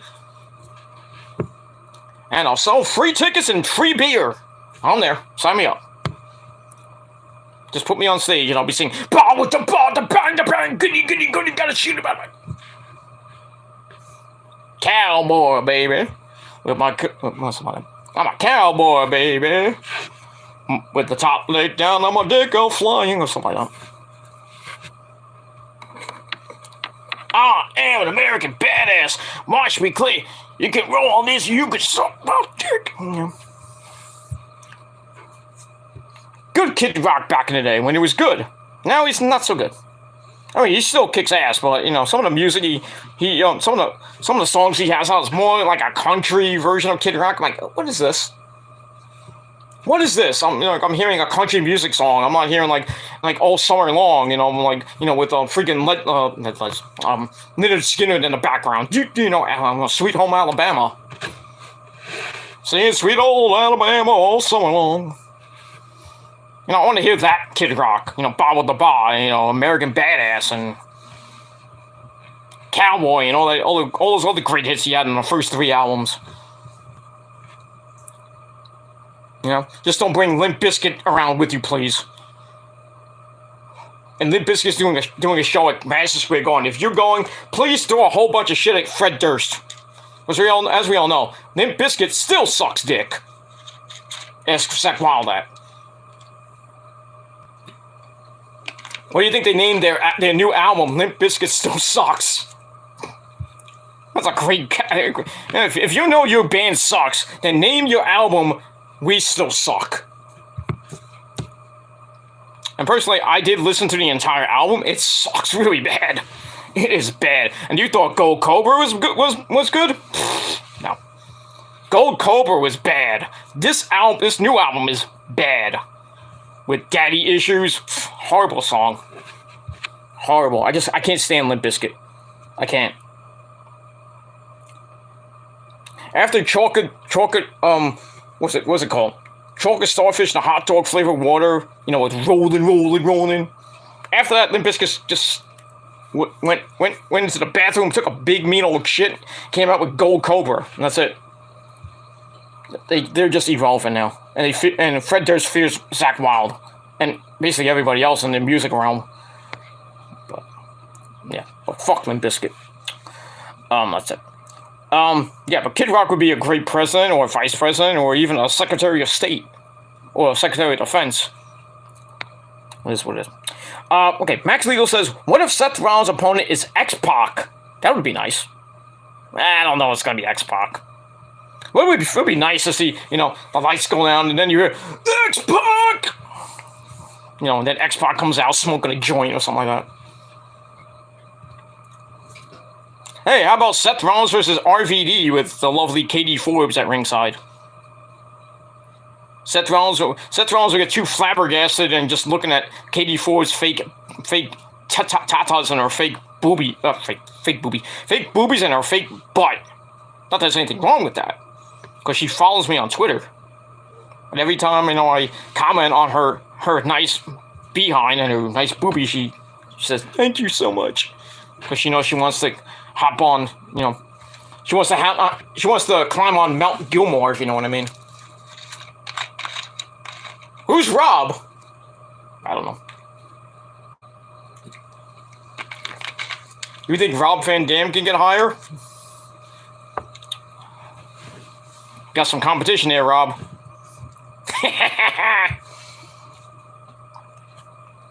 I digress. Okay, Lawrence says, good on Max. Yeah. Yeah, Seth Rollins and X-Pac, I think it'll be an okay match. Not a great match. But I still think, I still really think it's going to be Seth Rollins and Cody Rhodes. Hopefully that maybe opens the show, but it'll probably be like somewhere near the middle to near the end of the show. But it'd be nice to, the lights go on and say, oh, you're only smoking mirrors. Instead of hearing Kingdom, but... Or dashing. Then again, we could hit the Stardust theme, and it comes out of Stardust. Stardust. Creepy as fuck Stardust. But we'll have to see what Vince does. Does he give us Cody Rhodes, or does he troll us and give us Shane McMahon or Veer or Elias? Or maybe T-Bar and Mace. Or maybe he just gives us a whole bunch of wrestlers to face Seth Rollins, and everybody just leaves. I think everybody will leave. If it's not Cody Rhodes, I think everybody will leave. And I don't blame them. I would leave too. I'm like, I'm out of here. I'm not going to watch the rest of this garbage show. I'm not even going to come back tomorrow for night 2. Fuck this company. I'm not going to Raw. But it is what it is. Alright, let's get into this thing. I wasted way too much time, but I had fun. Alright, so... Alright, so Raw emanated from the PPG Paints Arena. Wonder how much paint they sell. I don't know. Alright, it's the PPG Paints Arena in Pittsburgh, Pennsylvania, home of those Pittsburgh Penguins, who lost not once, but twice in the span of a week to the Rangers. These motherfuckers, ladies and gentlemen, Rangers, who play tonight in Detroit against the Red Wings. So they got about a week or two left for the hockey season. Then we start the playoffs, and we'll see what damage the Rangers can do. I think that with the weapons they just got in the trade deadline, I think the Rangers will go pretty far in the Eastern Conference. I think maybe the only teams that can probably give them a scare, I would say Tampa Bay, maybe the Capitals, and maybe Carolina, but yeah, I think the Rangers have a great shot to go to the Stanley Cup Finals, and possibly win it. Probably get our oh damn. I think this will be our 4th or 5th cup. I think it's 4, because I know they won in, I think they won in, we all remember 1940. Remember that one? 94. They should have won in 2014, but they just ran out of gas. They just ran into a great LA Kings team. They lost all the 4 games that the Kings won in that Stanley Cup final. They won all of them in overtime.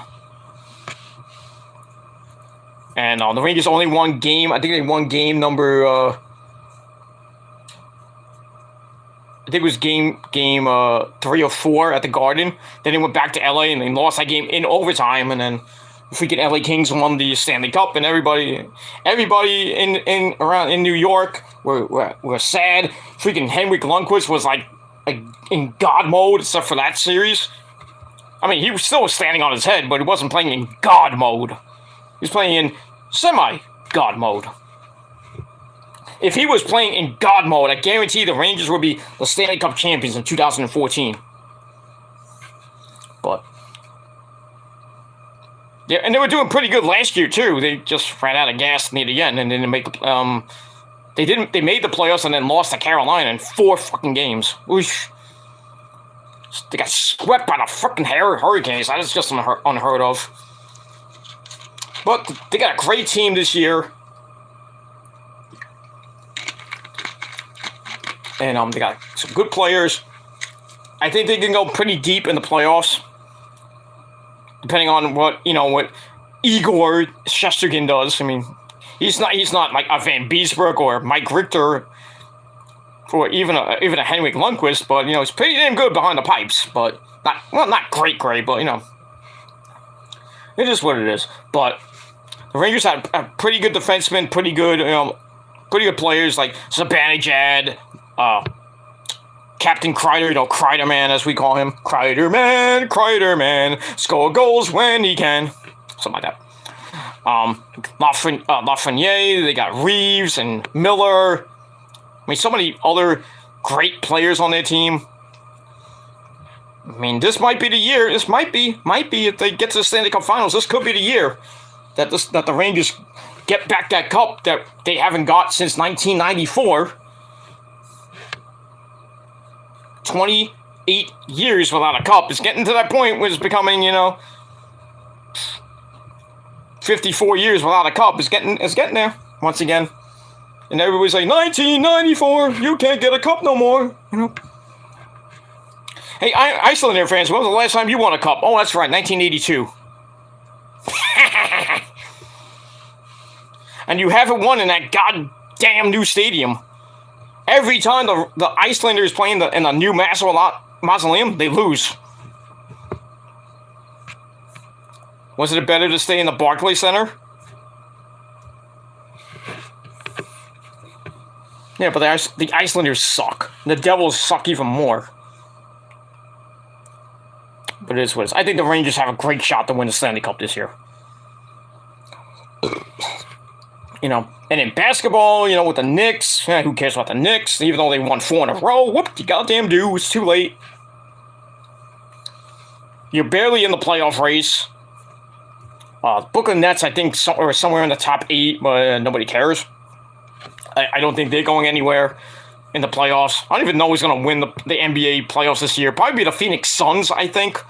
It's not going to be the LA Lakers and, Gabe Braun, because their team is garbage. Their team is horrible. Gabe Braun had a super team, and then garbage. I mean, the Golden State Warriors used to be a super team, and then now they're gone. They're destroyed. And right now, Phoenix and Milwaukee are the super teams now. And maybe Toronto. I think Toronto won it last year. But I don't watch basketball that much anymore, so it is what it is, and that's pretty much it. As far as baseball goes, what can I say? Baseball starts next Thursday. We're finishing off the last 5, 6, 7 games of the baseball season. Mets are doing fucking epic right now. They're doing awesome right now.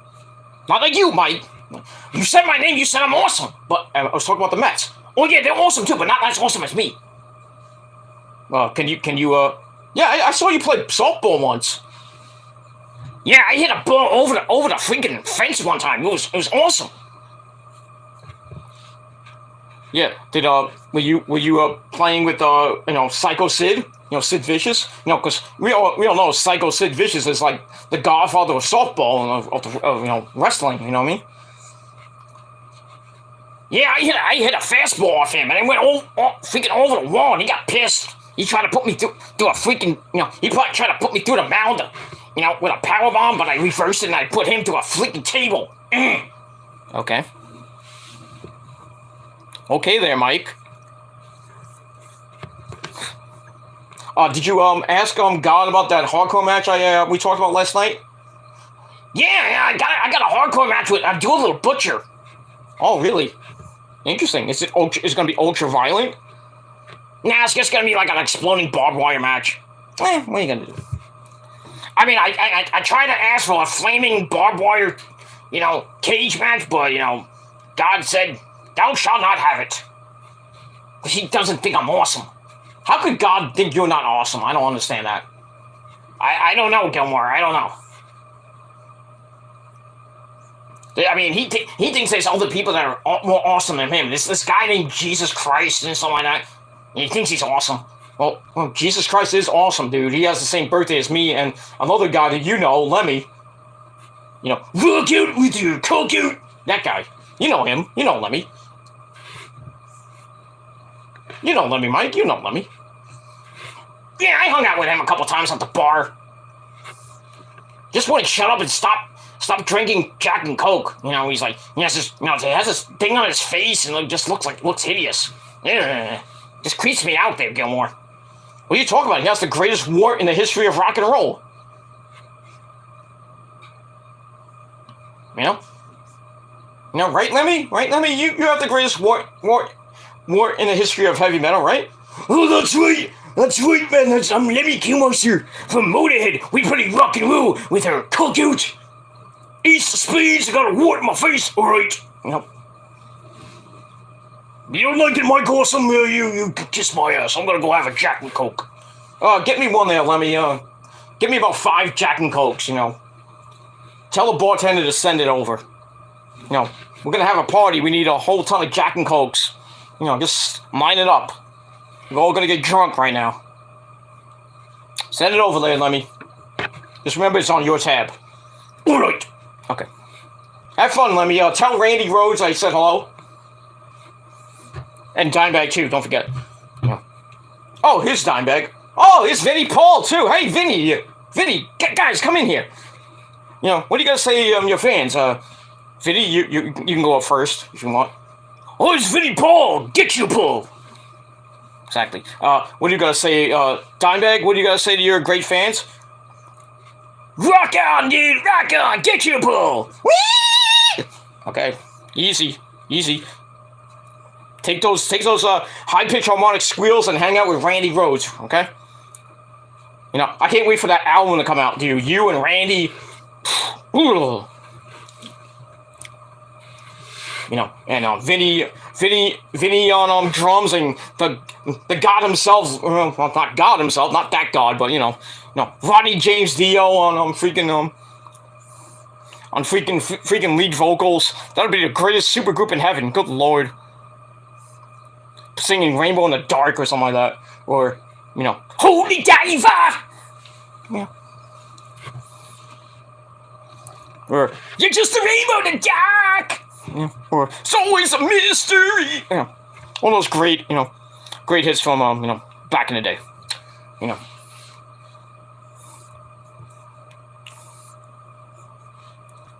You're just a fools, but the mob rules. You know. No. Mr. the man who invented the Maloik, or, the metal horns, if you will. It's called the Evil Eye, but in Italian, it's called a Maloik. You can give the Evil Eye, you can, it protects you. You can give the Evil Eye, but then you can, just watch the Ronnie James Dio documentary. He talks about how he created the universal metal sign. We'll never die. I don't care how old we are. People in their 90s go to fucking metal concerts and doing the freaking metal, raising the horns and, up the irons, as Iron Maiden says.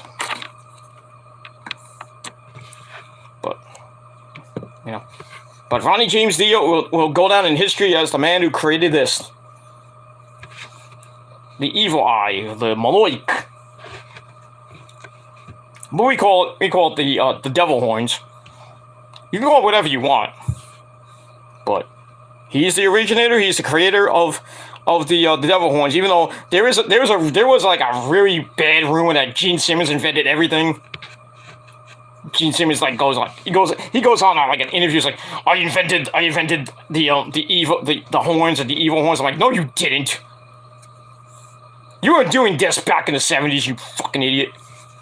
Back in the 70s, you know what you were doing, Gene Simmons? You were banging a whole 6,000 chicks with kiss, and sticking you with long ass fuck cow tongue down their throats. Nothing wrong with that, but I mean. Reminds me of that commercial I saw. I think it was on Twitter. It's like, what was that thing? From 1976 to 1983. The amount of people that the amount of people that were born from 76 to 83 were conceived at a Kiss concert, and then the guy goes, by Gene Simmons. I don't know if that was true or not, but hey, no, it could have happened. Maybe my original dad might be, instead of Ozzy, of course, it might be Gene Simmons. Gene Simmons might be my actual real dad. I don't know.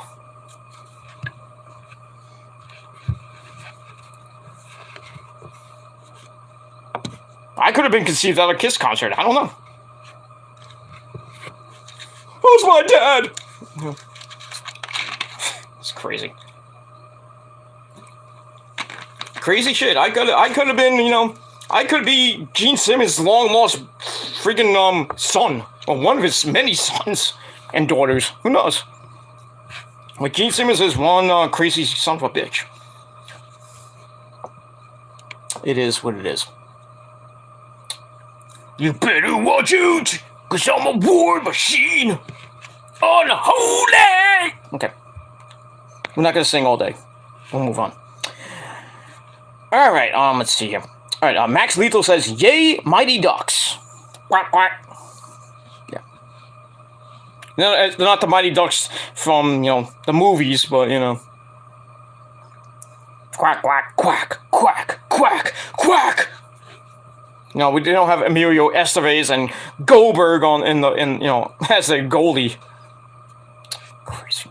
First two movies are pretty damn good. You know, then the one the first two were good. Then the one that went to college was just stupidity. That was stupidity. Then they kind of redid it. They redid it, and I kind of watched some of it, but I was kind of like bored with it. I'm like, same old fucking Mighty Ducks movie. Get them out. Get out of here. Disney Plus crap. But it is what it is. Rollins says the Boston Bruins. Don't be talking about Boston. You know, I know a few people from Boston. I like to fucking shove my fucking hockey stick up their ass. Not that stick, you know what I mean. A real live hockey stick. Like to shove it right in their ass and commit like 6,000 freaking NHL hockey penalties. Boarding, slashing, you know, roughing, spearing, I don't know. But I know a lot of people from Boston, they can go fuck themselves. And the Bruins and their fans can fuck themselves too. But it is what it is. The only thing I like about Boston is, besides Fenway Park and Cheers, is the Boston Red Sox, of course. I'm not a big, avid fan of the Red Sox. I mean, when they play the Yankees, I always root for the Red Sox. So, and they're playing them opening day next week at Yankee Stadium. I hope the Red Sox sweep the living shit out of them, because I don't think the Yankees are going anywhere this year. I don't care if they do have Garrett Cole as their number one guy, and really the rest of the rotation is not even that good. I don't care if they have Judgy Wudgy and Stanton and freaking Donaldson and Rizzo.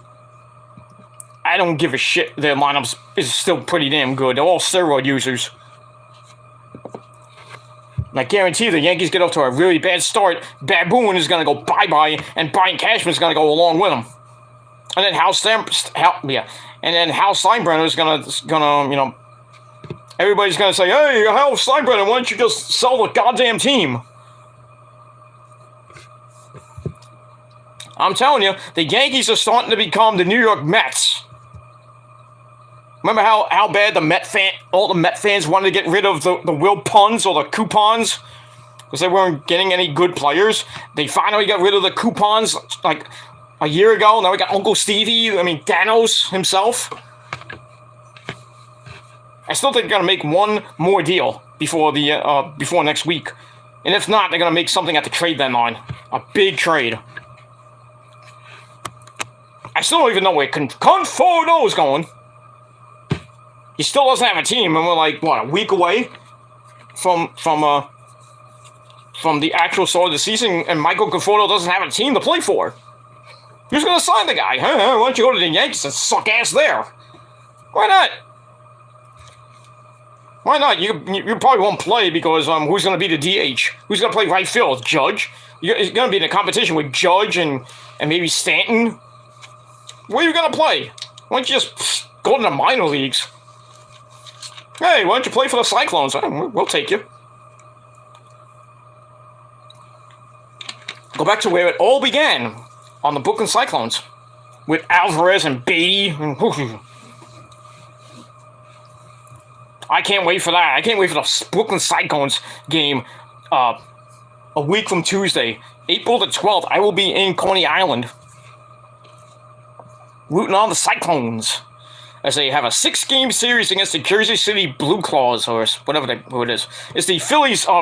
It's the Philadelphia Phillies minor league team. So you got opening night,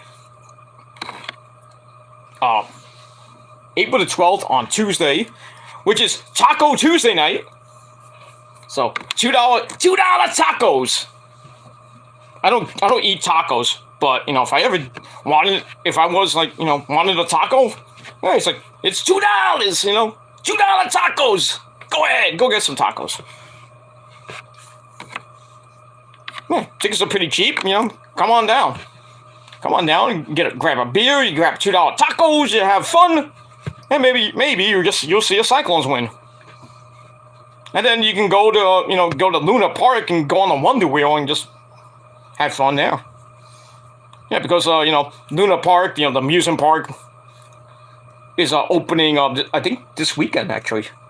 I think it's this weekend actually. It's opening up, and it's gonna be, I think it's the 95th or 96th year of the Cyclone.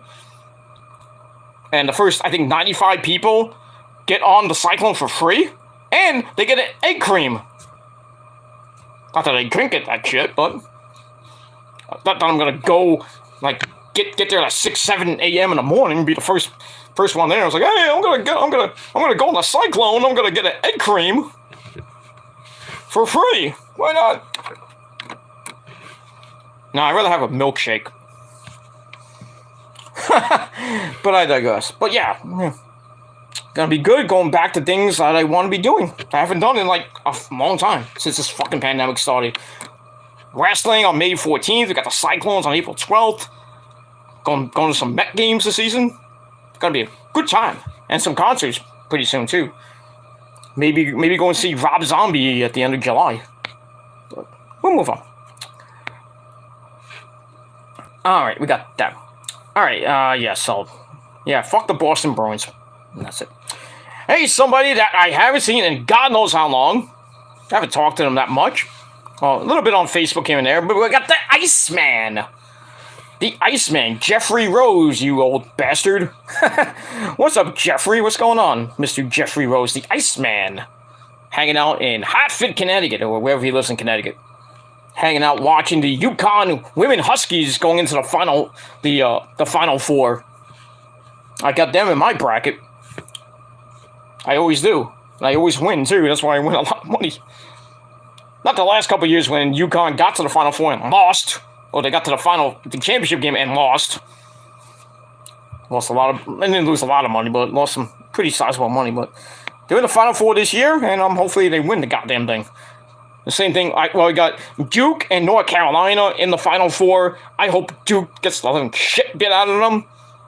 And then Coach K, you know, Mike Krzyzewski goes, bye-bye, so long, farewell, going to retirement. Get the hell out of here. Talk to Dean Smith. Get out of here. And North Carolina goes to the championship game against probably Kansas. And then North Carolina whips Kansas' ass. And then I get some money. But we'll see. We'll see what happens whatever the Final Four is. I think it's this weekend. Going into Monday, I think. I don't know. But anyway. Alright. But yeah, great to see Jeffrey Rose back in the chat. Well, first time in the chat in a very long time. You know, me and Jeff don't talk anymore on Facebook. Yeah, once in a while I'll comment on some of his videos. He is back on YouTube, sparingly. But yeah, you know, Jeff wants to hit me up on Skype, and I don't really use Skype anymore. But if Jeff, you have Discord, you know, I'll give you my Discord. We can talk on Discord. Or, you know, if you're on Twitter or Instagram, you know, hit me up on there. I'll give you my my information. We'll talk on there. We'll just reminisce on days from the YWC days when there was a YWC. That was basically no YWC. It's basically the YDC, the YouTube drama community or the YouTube dick community. But most of the people in the YDC have very small dicks. They have very small cocks.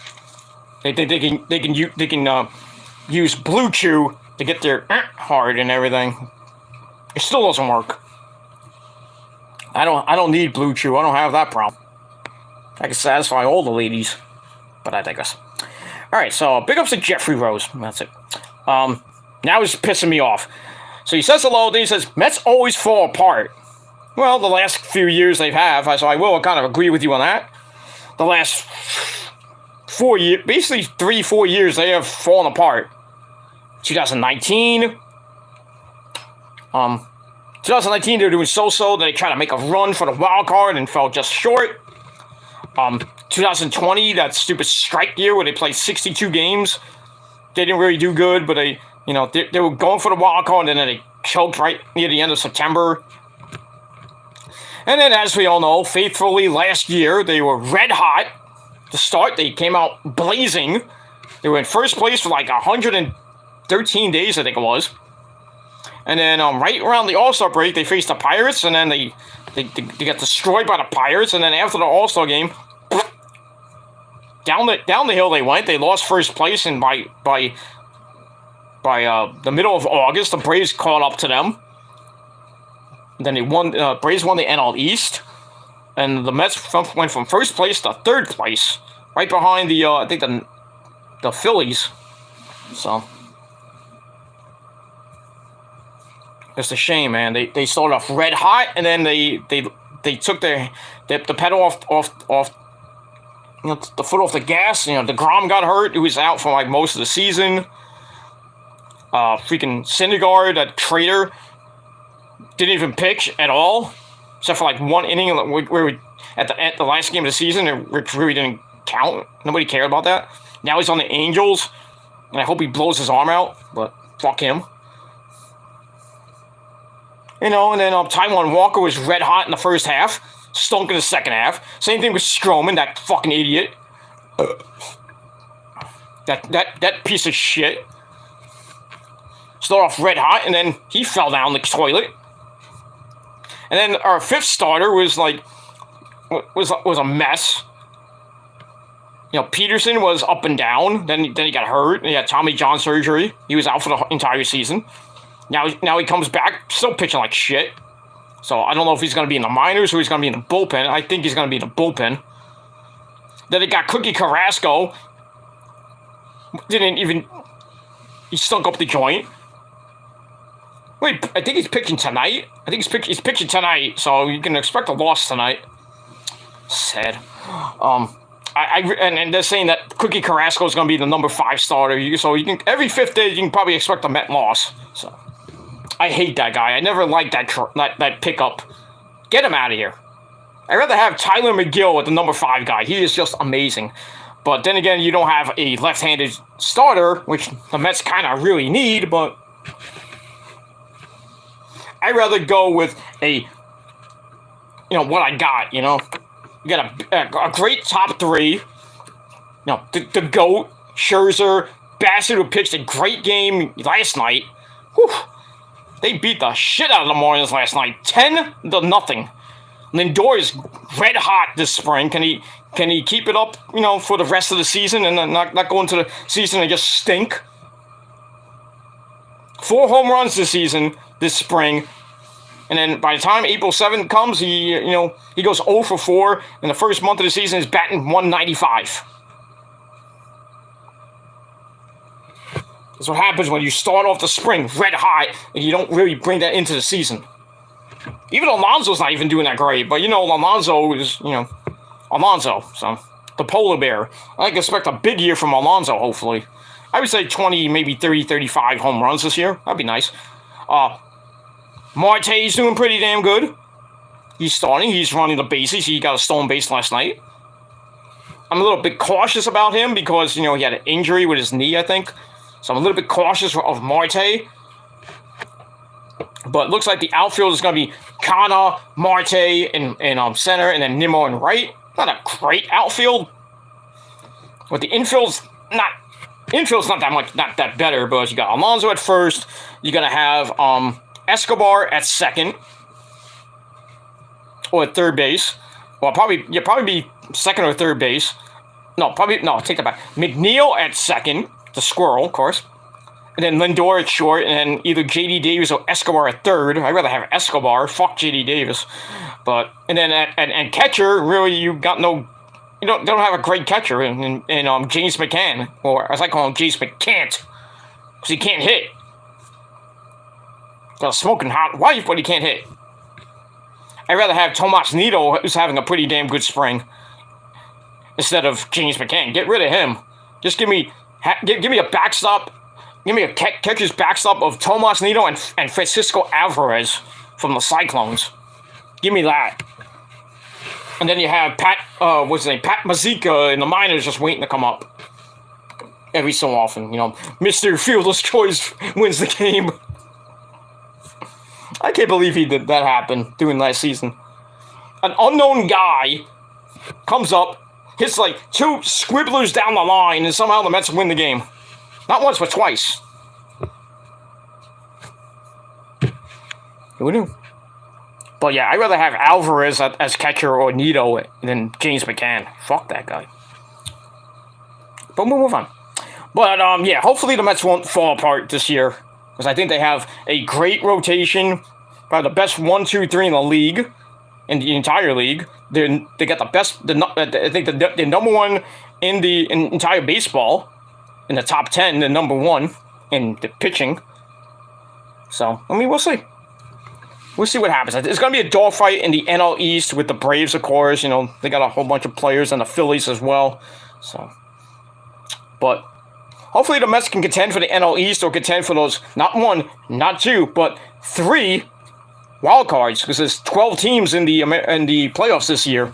So it's going to be... Thank you there, Mrs. All right, I got to finish this up. Anyway, so yeah, it's gonna be a dogfight for the National League East and the entire National League. We'll see what happens with that. And like I said, it's gonna be 12 teams in the playoffs, the 3 division winners and 3 wild cards. I don't know how it's gonna work. It's just weird. I think the first wild card gets the bye, so the second and third wild card, or the first and third wild card, play each other. And then the winner of that plays the second wild card. And then whoever wins the wild card will face whoever is the number 1 seed. And then while that's going on, the second and third top teams play. And then they go to the division series. Or they go straight. Well, yeah, they go to the division series. Well, everybody has to wait. So right now, about to start April 7th, and we're going to end on October the 5th. So that means the playoffs will probably start October the 6th or the 7th. If everything goes well, we could probably, hopefully, end the season before Thanksgiving. This lockout would have continued on until about May, and they went a full 162. Then we saw for the first time ever baseball playing around the same time as football. And around the same time as Thanksgiving and going into December, you'll be seeing freaking snow on the ground. It's snowing in New York during the World Series, Game 7. That'd be weird. Snow during the World Series. I mean, it snowed during the season one time when I forgot what year it was. The Yankees played the Twins in a humongous snowstorm. I'm like, why didn't you just cancel the game? It was snowing like crazy. And freaking the fucking umpires and MLB is like, well, we're gonna play the game. It was like, it was snowing like it was almost like a blizzard. I was like, what the hell are they playing for? And I think the Yankees won that game. Who cares about that? But we'll move on. Yeah, I agree, Jeff, that the Mets do fall apart near the second half of the season. But hopefully, the Mets stay healthy. They get good hitting. They get good pitching from DeGrom, Scherzer, and Bassett, and maybe Taijuan Walker. But we'll see. We'll see how Lindor does. Hopefully, he starts off red hot and keeps the bat red hot through the entire season.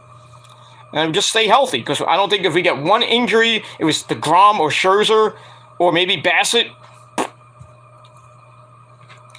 I don't think the Mets have a prayer to get one of those wild cards. But we'll see what happens. But I think, that first weekend of the season against Washington in Washington is going to be awesome. DeGrom, then Scherzer on Apple TV on April the 8th. Why is it on Apple TV? Why? I'm just going to watch it for free on the SNY app. Or on the good old desktop for free. And then Game 3 would be Bass, and then Game 4 would be Walker, and then I would think Game 5, which will be in Philly, will probably have Cookie Carrasco pitch that game, and then DeGrom will pitch. Well, I don't know what the rotation will be after going into the Philly series after that, but we'll see. I would think opening day on April 15th at Citi Field, I would think they'll probably push back Scherzer. I think Scherzer will be the opening day guy for opening day at Citi Field against the Arizona Diamondbacks. And we'll see what happens with that. We'll move on from there.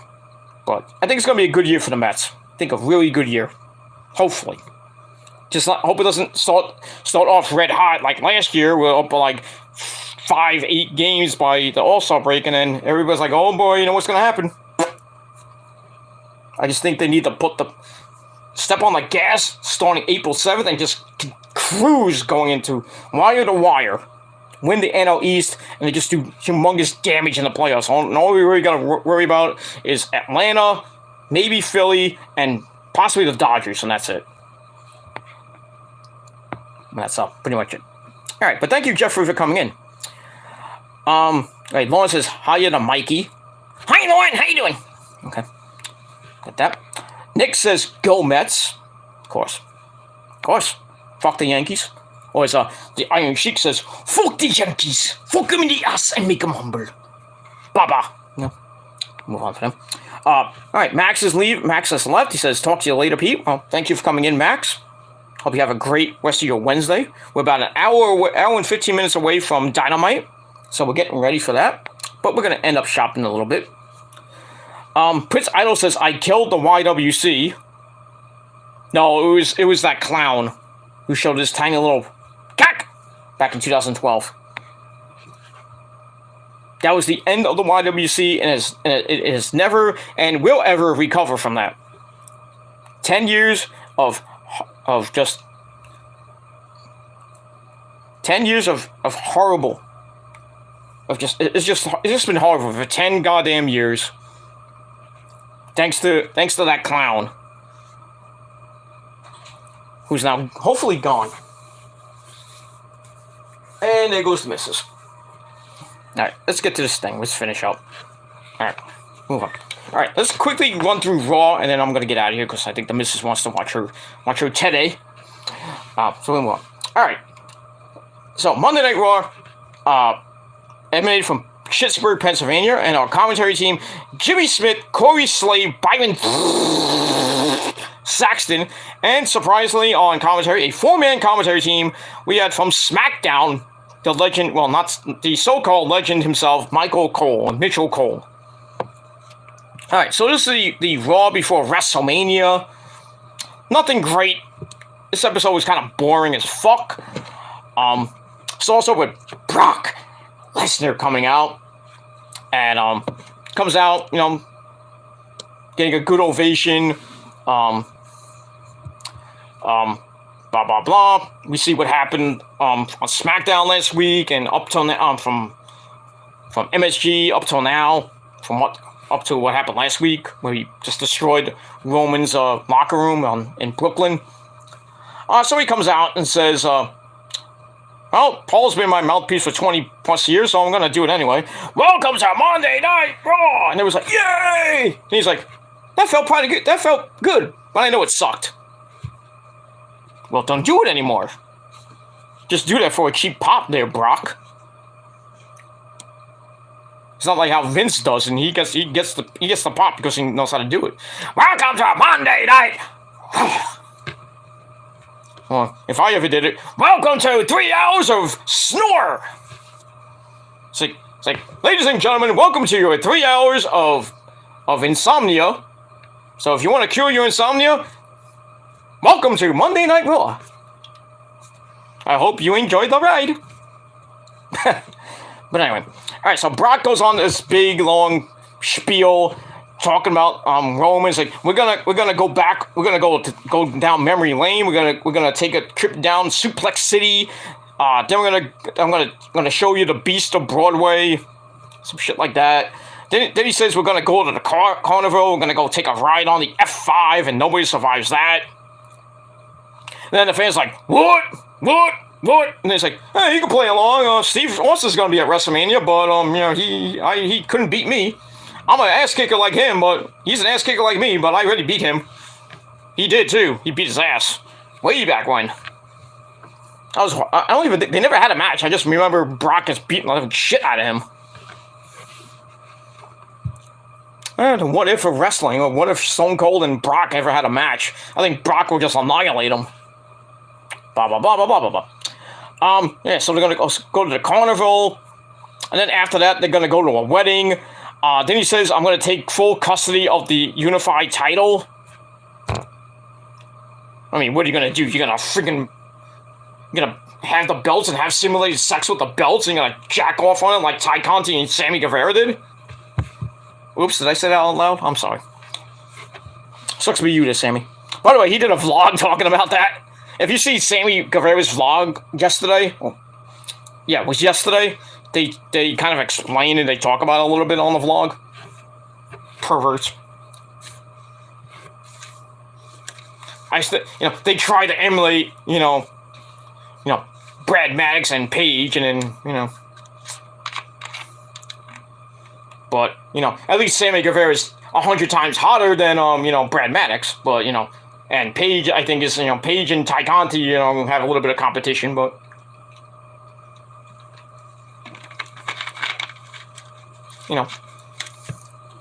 if it was me, I'd rather just, jack off on the AEW title, but just my preference. It is what it is. Me and Oscar go to meet Oscar, Kyrie, and Io would go to, I'll just get my Universal title from the so-called YWC Universal title, and just have me, Kyrie, and Io go ahead, and I'll just go, poof, I'll shine that baby up. Not with my stuff. Their stuff. Shine it up real nice. And then stick it straight up all the haters' asses. But we won. Alright, so yeah, Brock says I'm gonna take sole custody of the unified title. Then he's like, see you on Sunday there, Roman. Okay, so he leaves and that's it. Alright, so a pretty decent promo from Brock. I gave 3 out of 5 stars. And that's it. Alright, after that, The Miz comes out for his match with Rey Mysterio, booyaka booyaka. But then he cuts a promo introducing us to the greatest luchador of all time. No, not Eddie Guerrero, ese pero. Dominic, why you come out with your father? Rey's not your father, but I'm your papi now. Pero, pendejo. Why you with Rey? Pero, I am the greatest luchador of all time, Okay, so anyway, so Miz brings out Lucha Logan wearing Rey Mysterio's mask, thinking he's all great. So there's a freaking cartwheel as he comes out. I'm like, what the fuck's he doing? Somebody kick his ass. I hope Rey and Dominic beat the living shit out of him at WrestleMania on Saturday. Beat the crap out of him. So bad that even his brother Jake Paul won't recognize him. Fuck that guy. I'd rather have Miz and Bad Bunny go against the Mysterios.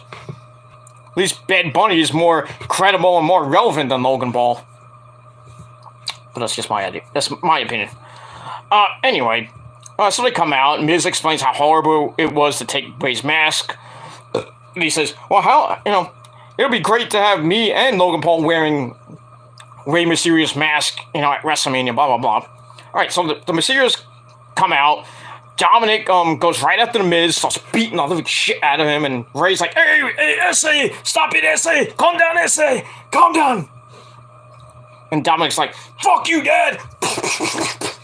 Starts beating him up, and the referee's like, Dom, stop it, Dom, stop it. Like, all right, fuck you, Dom, you're out of here.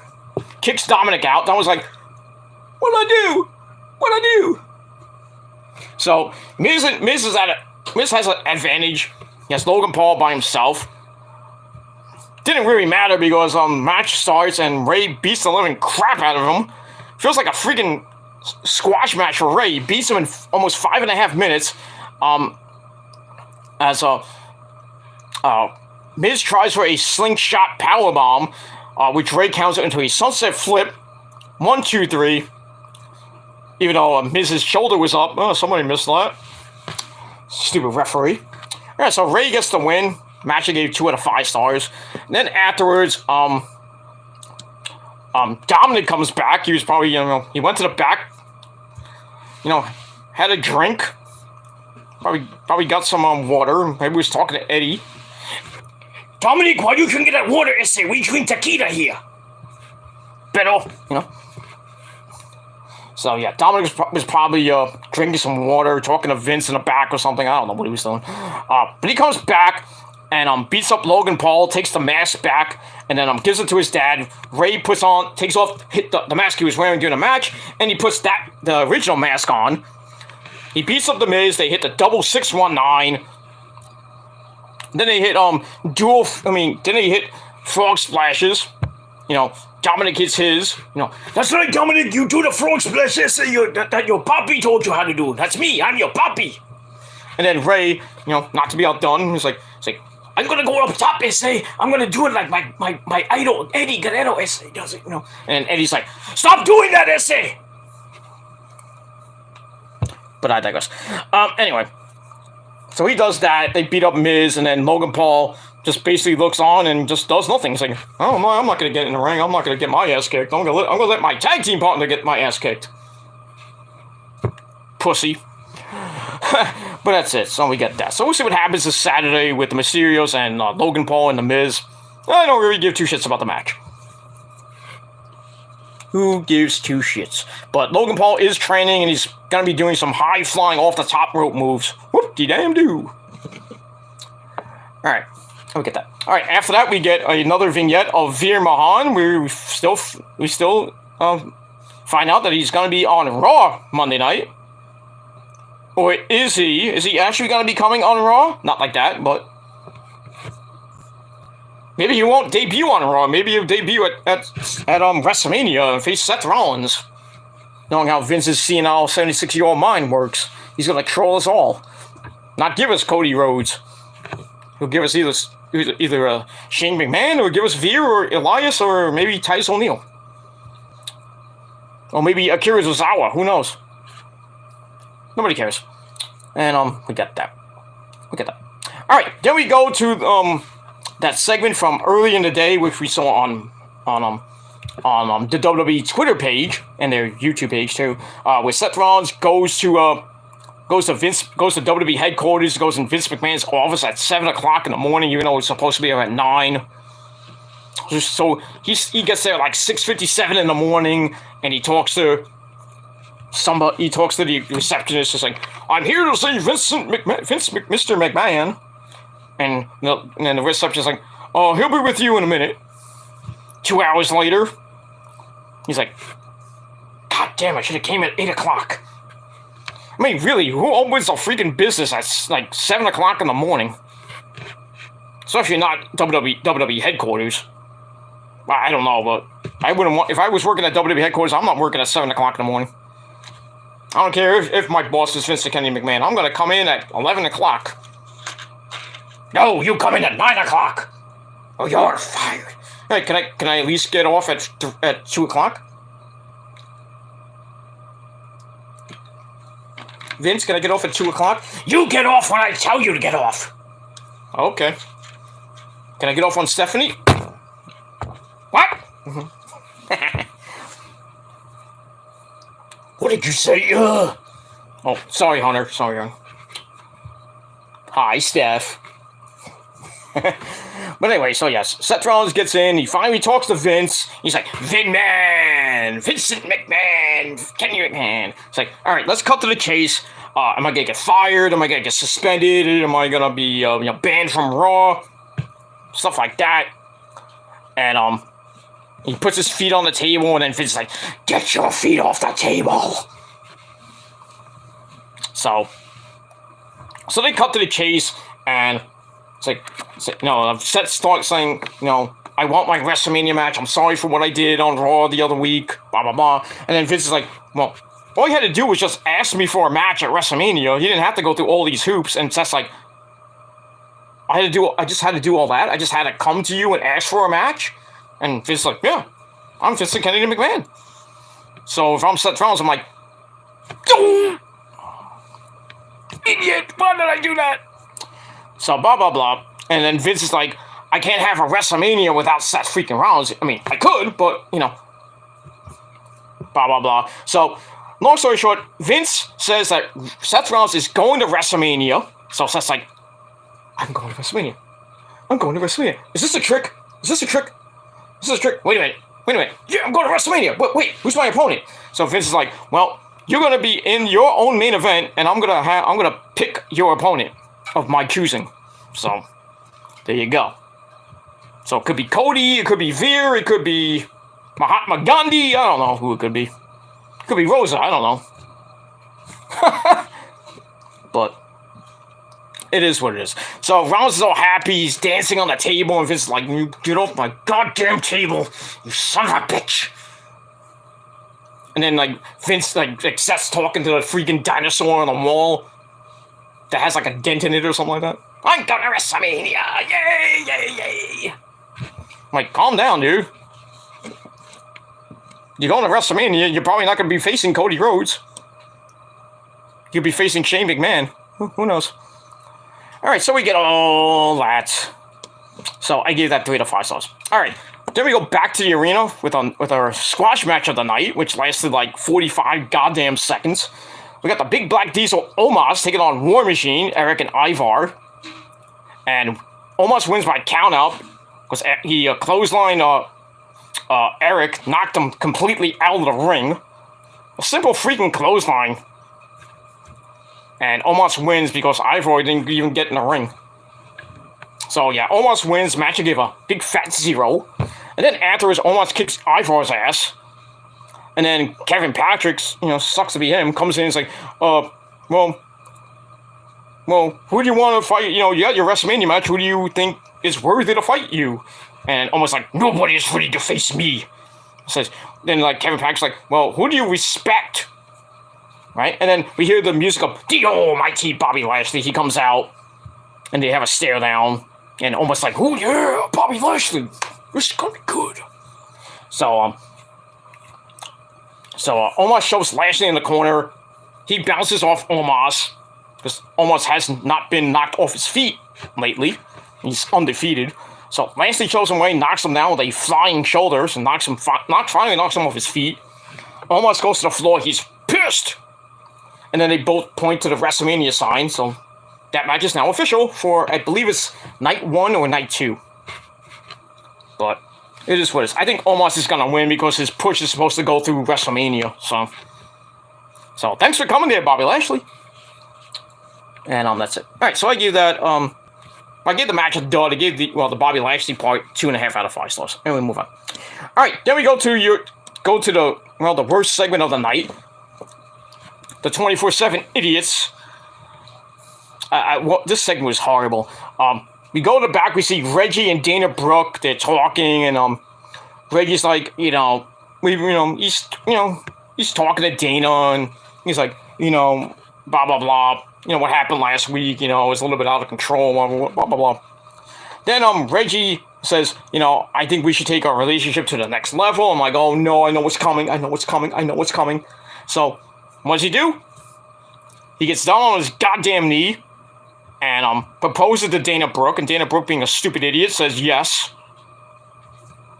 Great, now we're gonna see a wedding with that. Hey, we're gonna have a wedding and catering, run by Titus. Everything's gonna be run by Titus. The cake, the food, maybe the music too. DJ Titus on the 1s and 2s. So yeah, so they get married, or they get engaged.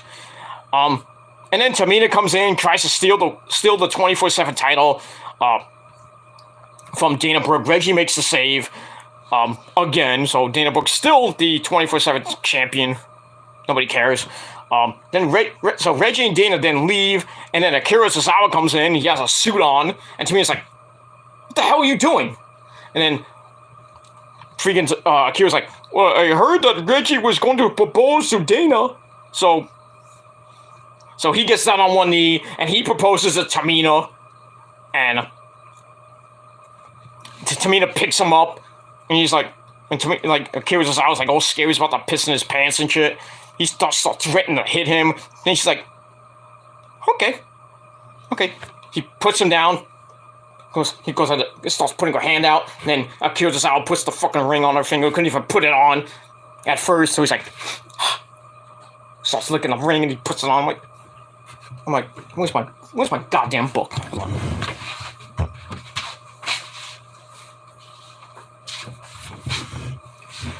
This segment deserves the Book of Doom, ladies and gentlemen. Get your book and bang your fucking head until your head bleeds. You're with me now on the count of 3. 1, 2, 3.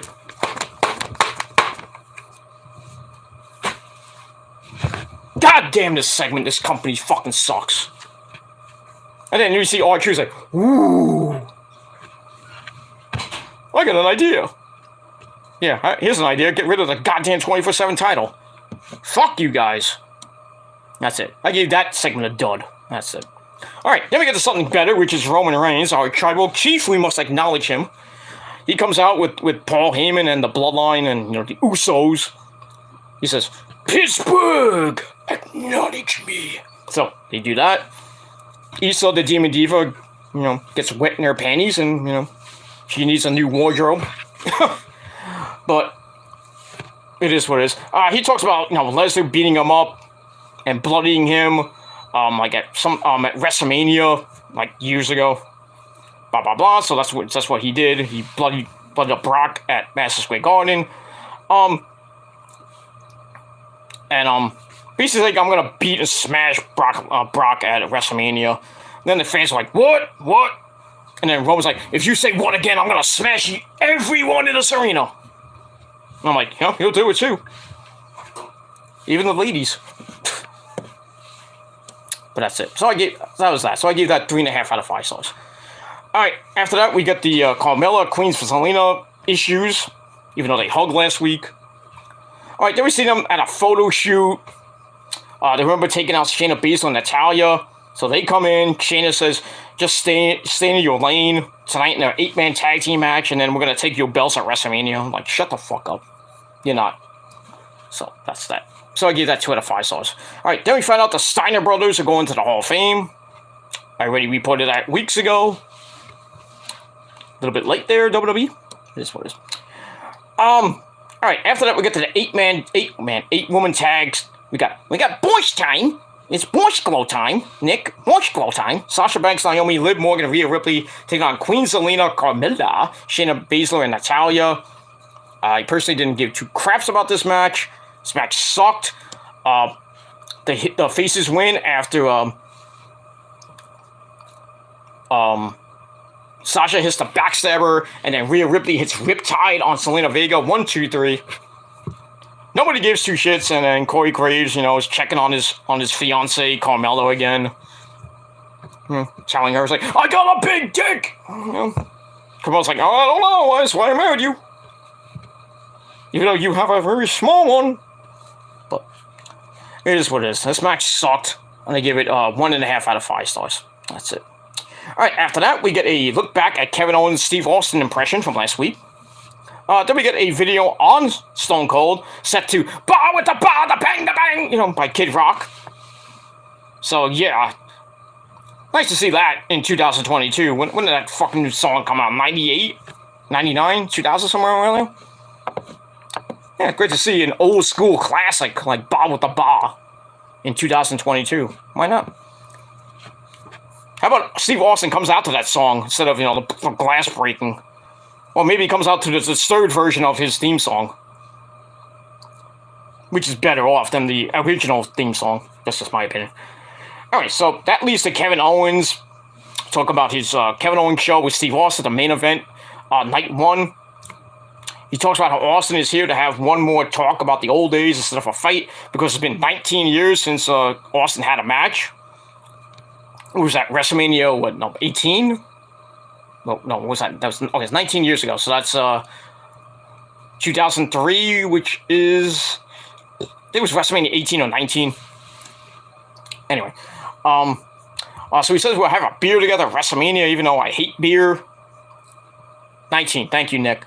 We're gonna have a beer together. And Owens can finally receive the torch of having the best stunner in the world because it's better than Austin's. I don't know about that. Owens then hits Austin's catchphrase, and that's basically it.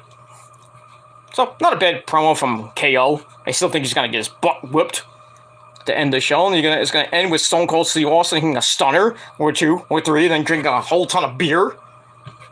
And the crowd's gonna go nuts in Dallas. Why not? I'm gonna have a beer. What? Another beer? What? Tequila? What? French fries? What? Then I'm gonna go in the back and have sex with Carmella? What?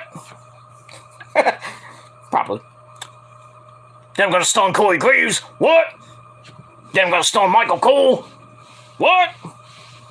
Then I'm gonna have a beer with Pat McAfee? What? Yeah, there's your ending for WrestleMania. Steve Austin's going to drink a lot of beer and stun Kevin Owens, and nobody's going to give two shits. That's all I got to say about that. And we move on. So I gave that 3.25 out of 5 stars. All right, there we go to the ring with your another crappy match. Austin Theory and Ricochet. This is why I said Ricochet has lost 3 times in the span of a week.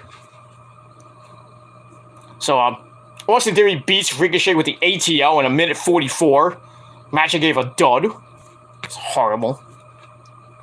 Not only does he lose to freaking Austin Theory, he lost to Humberto and Angel Garza, who he's defending the belt against on Friday for the Intercontinental title. I hope he loses the goddamn belt and they release this motherfucker. Get him out of here. Ricochet, get out of here and take your thumb and put it back up your ass and then put it in your mouth. And then get out of here. Go to AEW, go to Impact. We'll go back to Lucha Libre. Get the hell out of here. And take whoever your girlfriend is with you. Who's this girlfriend now? What? It's not, who's his girlfriend now? Samantha Irvin now? Hate to be you. I know his last girlfriend was, I think, Casey Catanzaro, right? I think Casey Catanzaro got the idea, She saw those pictures of him, of Ricochet putting his hand up his butt and then putting it in his mouth, and it's like, oh, that's disgusting. I can't do him. I'm out of here. I'll just be with my bestie, Kaden Carter, and try to, sleep with all the guys in NXT. Get away from me, you creep! And now Ricochet's like, hey, Samantha Irvin, you want to go out? Samantha was like, oh, sure. Just remember, I stick my thumb up my butt. Ew! Yeah, just release Ricochet, please. After WrestleMania, please, for the love of God. All the spring cleaning's coming up. Get rid of him. Get rid of fucking Jinder My Balls. Get rid of Shanky. Get rid of Veer. Get rid of Elias. Get rid of Dana Brooke, Reggie, the 24/7 title division. Get rid of the goddamn belt because it's worthless. Who else can we get rid of? Well, we can't get rid of Natalya. We can't get rid of Tamina for obvious reasons. I mean, really, who else can we get rid of on the main roster? Madcap Moss, maybe Happy Corbin. I mean, who else can the WWE get rid of that they really don't need? They probably get some from people from NXT that we don't care about. I just hope they don't like get rid of Xia Li. They get rid of Aaliyah because they're not doing anything on SmackDown except for just watching Dana Brooke and Naomi bake cookies. They're not doing anything. They're probably gonna get rid of Shayna Baszler, sadly. But I do agree with my good buddy Fan of YouTube on Twitter. he said that Ronda Rousey should come out during her match with Charlotte and cost Ronda Rousey the SmackDown Women's title, and then they start a feud going up to SummerSlam, and they have a match at SummerSlam, a submissions match at SummerSlam, Ronda Rousey versus Shayna Baszler. I would love to see that. But you know it's not going to happen. Because I just don't understand the fascination of just burying Shayna Baszler. And personally, I don't want freaking Ronda Rousey with the SmackDown Women's title. It's either, pick your poison. Who do you want to yell at more, Charlotte or Ronda on SmackDown? And who's next? Who's next in line? Whoever wins the belt, who's next in line? Probably be Sasha, I would think. It's either Sasha or I always say Naomi, but nobody cares about Naomi. It's Briscoe time, but yeah, nobody cares. They're gonna win the SmackDown Women's Tag Team belts and probably not defend it. Nobody cares. Nobody cares. And that's it. Alright, so yeah, I gave Austin Theory and Ricochet a dud. Alright, then we hear from commentary about Triple H retiring from in-ring competition due to his cardiac problem, his stuff. So he had a great 20 some odd year career. The Game. People were saying that he should be in the Hall of Fame instead of like Psycho Sid, but Psycho Sid's already been announced though. So not gonna be a last minute guy, It's like, oh, we got a last minute guy being inducted to the Hall of Fame. It's gonna be Triple H. No, Triple H is probably going in next year, I would think. And if he does go in by himself, I think Stephanie or Vince. I'd probably be Stephanie or Vince are gonna induct him, or maybe Shawn. But yeah, I think Triple H is gonna go in next year with The Rock. But we'll see. Anyway, after that, we get to Bianca Belair. Bianca Belair, she plays her hair, it's not even her hair, it's Bianca Belair. She's returning from a throat injury. And, she's doing her dancing. She's dancing, Dad! She's dancing! Stop it! She's dancing, she starts ranting about how Becky Lynch knocked her down over and over and over again. But she says, nothing's gonna keep me down. And I'm gonna keep fighting no matter what. I'm gonna get up every single time. She says she's gonna be waiting for Becky on Sunday. Becky comes out looking pretty nice to interrupt. She gets in a chair shot, and then she pulls out a pair of scissors. No, not the scissors like Brother Butai, Brother Bruce Beefcake has. She takes out a nice big thing of shears or scissors. So tries to cut Bianca's, fake ass freaking whip braid thing, but she's taking too long. So Bianca reverses that. She picks up Becky, hits the KOD, then he hits another one for good measure, leaves Becky laying. So what does Bianca do? She's like, "Ooh, I got a pair of scissors. Let's do it." No, my phone's about to die. Crap. All right, I gotta get out of here. So. All right, so Bianca takes the scissors and cuts Becky's hair, just cuts like a big chunks of Becky's hair, and then she leaves. She's all happy, and Becky's like, "That bitch." She snaps out of it, and the fan's like, "You deserve it." Like she deserves a haircut. No, she deserves to be Bianca's ass, but it's not gonna happen. So we get that. All right, so I gave all that 2.5 out of 5 stars, and that's it. Then we go to the back. I think it was Sarah Schreiber or Megan Moran. She gets to talk to Becky about her thoughts about what Bianca just did. Bianca's like, Becky's like, "Bianca, you bitch, you bitch, I'm gonna fucking kill your fucking ass." So there we go. That's the hype going into that match at WrestleMania Night 1, excuse me. I hope Becky beats the shit out of Bianca, but as we all know, Bianca's gonna win the belt. Becky's gonna keep going after her, gonna continue to chase her, and then I don't know who's gonna take the belt from Bianca at this point. I'm hoping it's Asuka, but no, I doubt it's gonna be Alexa Bliss if she even returns.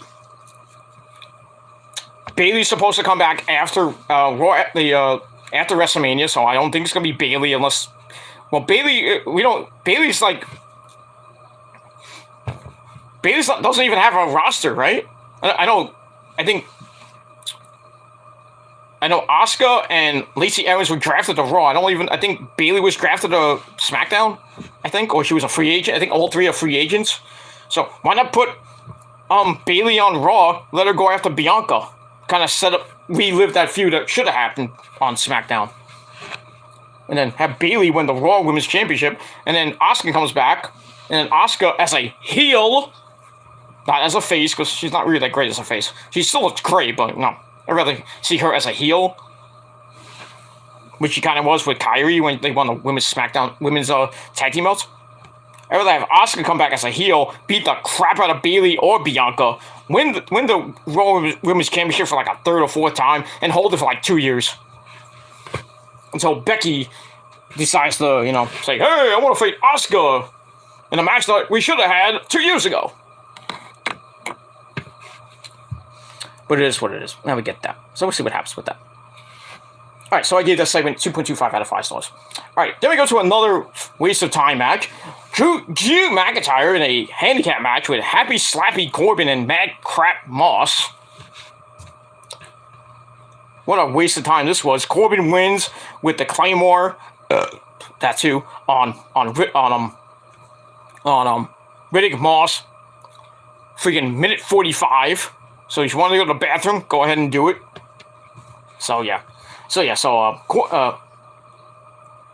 Corbin walked off, left his partner out the car because they're breaking up anyway at WrestleMania. So Drew gets the win. Nobody cared. I gave it 1.5 out of 5 stars. After the match, Corbin comes back to jump McIntyre. Then he steals the sword. Ooh, should have done that from the beginning. He kind of did, but remember when the sword was he put it in Adam Pearce's desk and he tried to get it out, and then Drew came out and was like, hey, I'm gonna get back my sword.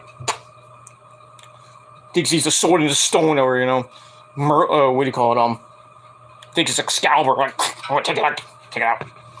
So now he stole the Angela the sword, and I think Drew's gonna get it back at freaking WrestleMania. Then maybe stab freaking Corbin in the head or something like that. We got live murder at WrestleMania. And that's it. We'll move on from that. Alright. That sucked. That was it. Alright, after that we got Edge sitting at a desk with a scale next to him. Was he a lawyer now? Pretty much. Edge talks about how he wasn't sure what to do to AJ, so he pulled off the veil of mediocrity. He pulled off the veil of mediocrity. And he says Sunday's AJ's Judgment Day. So he puts a ring on the scale and smiles. Was this his Hall of Fame ring? I don't know, probably. But it should be. I think it's probably going to be one of the matches of the night on night 2, besides Brock and Roman, of course. And that's it. So it is what it is. A lot of people ask me, what do I think of the new Edge, the darker Edge, or the wannabe Malachi Black version of Edge? I mean, it's okay. He kind of, has the purple light looking like the Undertaker. I'm like, okay. Then he has a new theme, The Other Side by Alter Bridge, which is not as great as Metalingus, but still. But it fits his character, this dark character, so I go with it. But, it's an okay gimmick, But I still think AJ's going to whip his ass. That's just my opinion. Speaking of AJ says if Edge wants the pit bull, that's what he's going to get at WrestleMania. And he says, I'm going to give Edge a beating that he will never forget. I hope AJ goes way old school and he comes out with, his TNA theme, like, I am. But I don't think, he's going to come out to that because, really, TNA owns the rights to his song. But it would be cool to hear that in Dallas, but it's not going to happen. But I think he's going to have a pretty nice entrance. The entrances at WrestleMania, I think, are going to be good. That's the only good thing to watch at WrestleMania is the entrances and shit. And that's it. And I think is this the end? Yes. Alright, then we go to your main event. Thankfully, this is the main event. We got the Usos, Jimmy and Jay, non-title match against the Raw Tag Team Champions, RK Bro of Matt Riddle and our good friend Randy Orton is not his voice. So we get that. Match was meh, nothing great. We're getting to the end, and Orton gets the hot tag. He cleans house. We get the big snap power slam, vintage Randy Orton. Plants Jay with that. Then he hits the Demon Hangman's DDT. It connects, and then Riddle takes out Jimmy on the floor with a floating bro. Randy loads off for the RKO, but then the Street Profits come in, and they jump Orton and Riddle, causing disqualification in almost 15 and a half minutes. So RK Bro gets the win by DQ. Super way to end the show. And the match, too. So I get the match 2.25 out of 5 stars. Afterwards, you get a humongous brawl with both teams. And then Shinsuke Nakamura and Rick Boogs, who are on commentary. Well, actually, they're at the commentary's desk. They come in and start brawling with the Usos to the back. And then RK Bro gets it on with the Street Profits. And RK Bro wins the exchange as they hit an RKO on each member. Randy hits Angel Dawkins with the RKO. Then they hit an assisted, almost like a 3D version of the RKO. Somebody's been stealing tapes. See, what I would have done was have Riddle, pick up Montez Ford, the way he did, and then I would be waiting, and then I would grab Montez Ford and put him in, the fireman's carry position, like about to hit the GTS. That's what I would do. He would launch Montez Ford into the air. I would catch him, hit the GTS into the Gilmore Cutter, which is basically the Gilmore Cutter anyway, and I would just lay fucking Montez Ford out, and just look at him and take one of those solo cups and and they go, millions of dollars. No. Or just look at him really funny, and I'll get on the mic, it's like, I'm Peter Gilmore, and I want the smoke. There you go. That ends Raw. Alright, so they lay out the Profits with 3 RKOs, 2 to Montez Ford and 1 to Angelo Dawkins. That ends the show. And then we get one more WrestleMania rundown. That's it. Alright, that's it. So that's it for my show. Thank you all for watching. I'm gonna get out of here and let Rosa watch some TV. Why not? I'm gonna watch Dynamite on the computer because I gotta edit this video and I gotta charge my phone, which is at 12%. And that's pretty much it. So all in all, Raw was kind of it is what it is for a go home show, because we all know go home shows suck. Say that 5 times fast. So I gave Raw 6 out of 10 stars. Let me know what you guys think of the show down below in the comment section, or hit me up on Twitter, Facebook, or Instagram, or do a video reply if you wish. And that's pretty much it for that. Alright, so we got a couple more days to go. We got Dynamite tonight. We got SmackDown on Friday with Rampage, Supercard of Honor, and the TNA show. Multiverse of matches on Friday night. Should be a long Friday night of wrestling. Probably won't be going to bed till like 3 o'clock. No, because a lot of people are going to be doing a lot of reviews that night, especially for SmackDown, the Hall of Fame, and Rampage. And then maybe for Supercard of Honor and Impact. They're going to be doing like 6 to 8 hour reviews on a Friday night when they got to get up and watch freaking Stand and Deliver at 1 o'clock. I mean, there's going to be a lot of freaking watch-alongs on Friday, Saturday, and Sunday. So, especially Saturday. But it is what it is. That's all I got to say about it. Alright, I'm going to end up shop here now. I'm getting out of here. Alright, we move on from there. Alright, Nick says, I think it was the 2003 snowstorm with the Yankees and the Twins. Yeah, somewhere around the early 2000s. I think it was 2003, 2004. It is what it is. Prince Idol says, the YWC became popular when I joined it and died when I left. You know it's true. I didn't know you back then, so So I can't really give you credit for that. So, okay, Lawrence is looking at your chat. Oh, okay. I think I know who that was. Yeah. Good job, mods. I think I know who that was.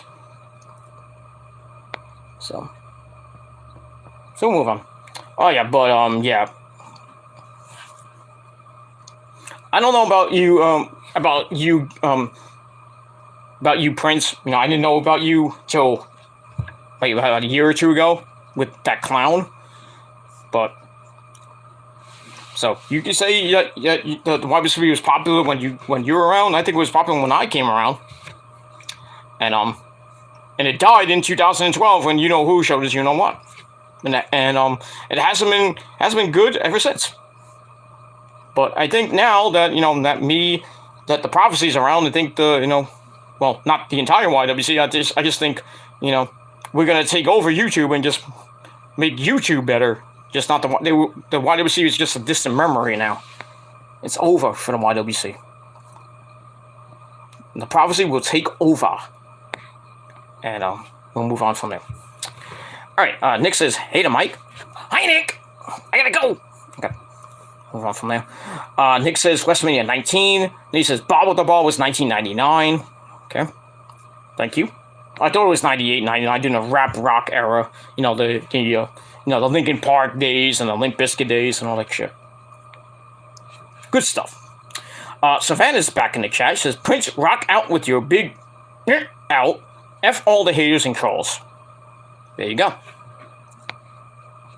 Okay, Lauren says EST Baby Girl and Jade Cargill. That could be a good match if Bianca ever went to AEW.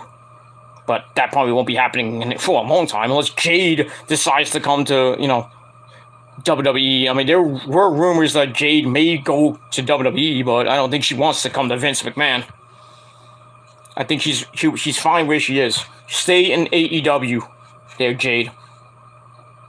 Stay in AEW. Don't go to Vince because he'll ruin your career like he ruined B-Fab. And among other hot women. But it is what it is. Alright, Lauren says, that's Bianca, her hair is real. Obviously. That freaking whip thing is real? You really tell me that, Lauren? That thing is real? I seen pictures of Bianca. She does not have that ponytail. That's fake. I'm sorry to tell you. Go look up pictures of Bianca Belair recently with Montez Ford. She does not have that ponytail. That thing is fake. It's faker than Katie Ford's boobs. Oh, but they're real, Gilmore. Are you sure? Yeah, come feel them. Oh, okay, they're real. But I digress. Anyway. Yeah, but I don't think Bianca's ponytail is real. That's that whip thing. It's not her real hair. I don't think that. But, I could be wrong. Laura says, and B-Fab. Yeah. B-Fab's hair is real, I know that. B-Fab. She's fabulous. Alright, we had the frequency in the chat, but then he got banned. So I think I know what that is. Stop trying to come in my chat, Kenneth. Want to talk shit on other people's chats behind our back? Fuck you. That's why I took your wrench and you're banned from my channels. Why don't you go back to Schlong's View? Go back to your little butt buddy. Fucking douche. That's all I can say about that. All right, final comment of the night, because we almost gone 3 hours here, and I'm losing these to TV. All right, Lauren says Wardlow versus Brock. Yeah, Wardlow kind of put the challenge out to Brock. Says, hey, you want to come into AEW? You're more than welcome. I'll fight you. I'd love to see that. Wardlow kicking Brock's ass. And that's pretty much all I gotta say about that. We'll see what happens. I don't think it's ever gonna happen, but hey, how about Wardlow go to WWE and fight Brock? Never know. But that's pretty much it. All right. Now is the final comment from Nick. Nick says later. Oh, adios to my tribal chief. And adios to you people, because I'm out of here. Thank you all for watching. I'm not going to do the thank yous tonight, because I'm fucking tired as fuck right now. So I'm going to go watch, I'm going to go charge my phone. I'm going to edit this fucking video up, and then get yelled at by you-know-who. And then I'm going to have my sensible dinner while watching Dynamite, and then probably go to sleep. And gotta do other stuff tomorrow, and then the weekend is coming.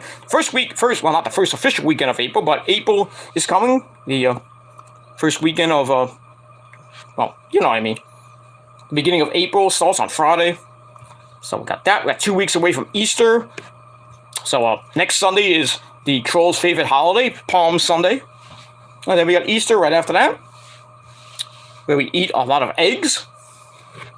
Or make a lot of eggs, or I don't know. But should be a great Easter in a couple weeks. Hopefully you have a great Easter and what shit. And that's pretty much all I gotta say about that. So, but I wish you all a happy Easter coming up, and a happy WrestleMania weekend.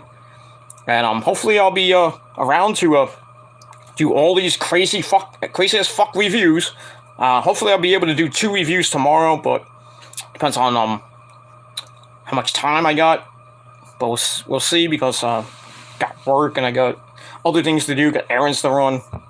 It's crazy. So I'm gonna try to get the first show. I'm gonna probably try to get the predictions out on my new look Gilmore Chronicles channel, the Shadow Realm, the very first episode. But I'm keeping all my Gilmore Chronicles from 1 to 220.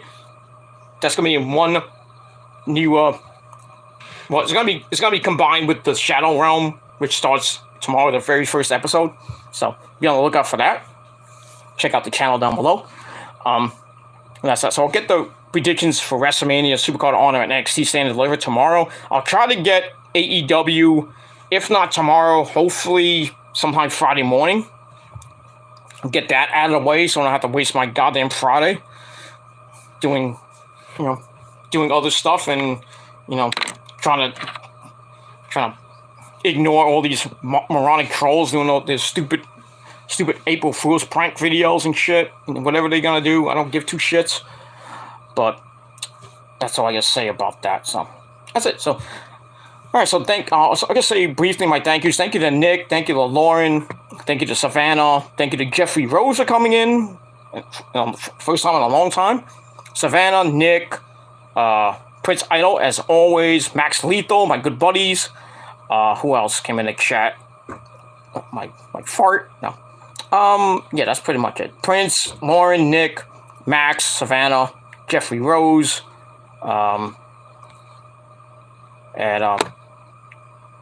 yeah, that's pretty much it for that. So, alright, so thank you all for watching. Once again, 6 out of 10 stars for Raw. Let me know what you guys think down below. And I hope you have a great Wednesday night. Enjoy Dynamite tonight. It's going to be a huge show tonight from Columbia, South Carolina. And we'll see what happens with that. And that's it. So I'm getting off now. I'm going to shut up. I'm just going to shut up. So thank you all for watching. Peter Gilmore signing off. Peace out. And as always, rock on and rock hard with your cocoot. Whatever you got out. Just, if you're a lady, you can splash on me. And if you're a guy, get the fuck away from me. Just do what you can. So, rock on, rock hard with your whatever you got out. And I'll even quote the great No DQ, Aaron Rift and company. Get drunk, get laid, do whatever, but watch the prophecy right here on YouTube.com. Sorry there, Aaron. But anyway, do all that. And until next time, if you're not down with that, well, me and the entire prophecy, haters, if you don't like it, you're gonna learn to love it. If you're not down with that, you should know this by now. You're not down with that. The prophecy, we got 3 words for you. Fuck you, man. And that's all I gotta say about that. So I'll see you guys probably tomorrow. And until next time, Peter Gilmore signing off. Peace. Fucking assholes.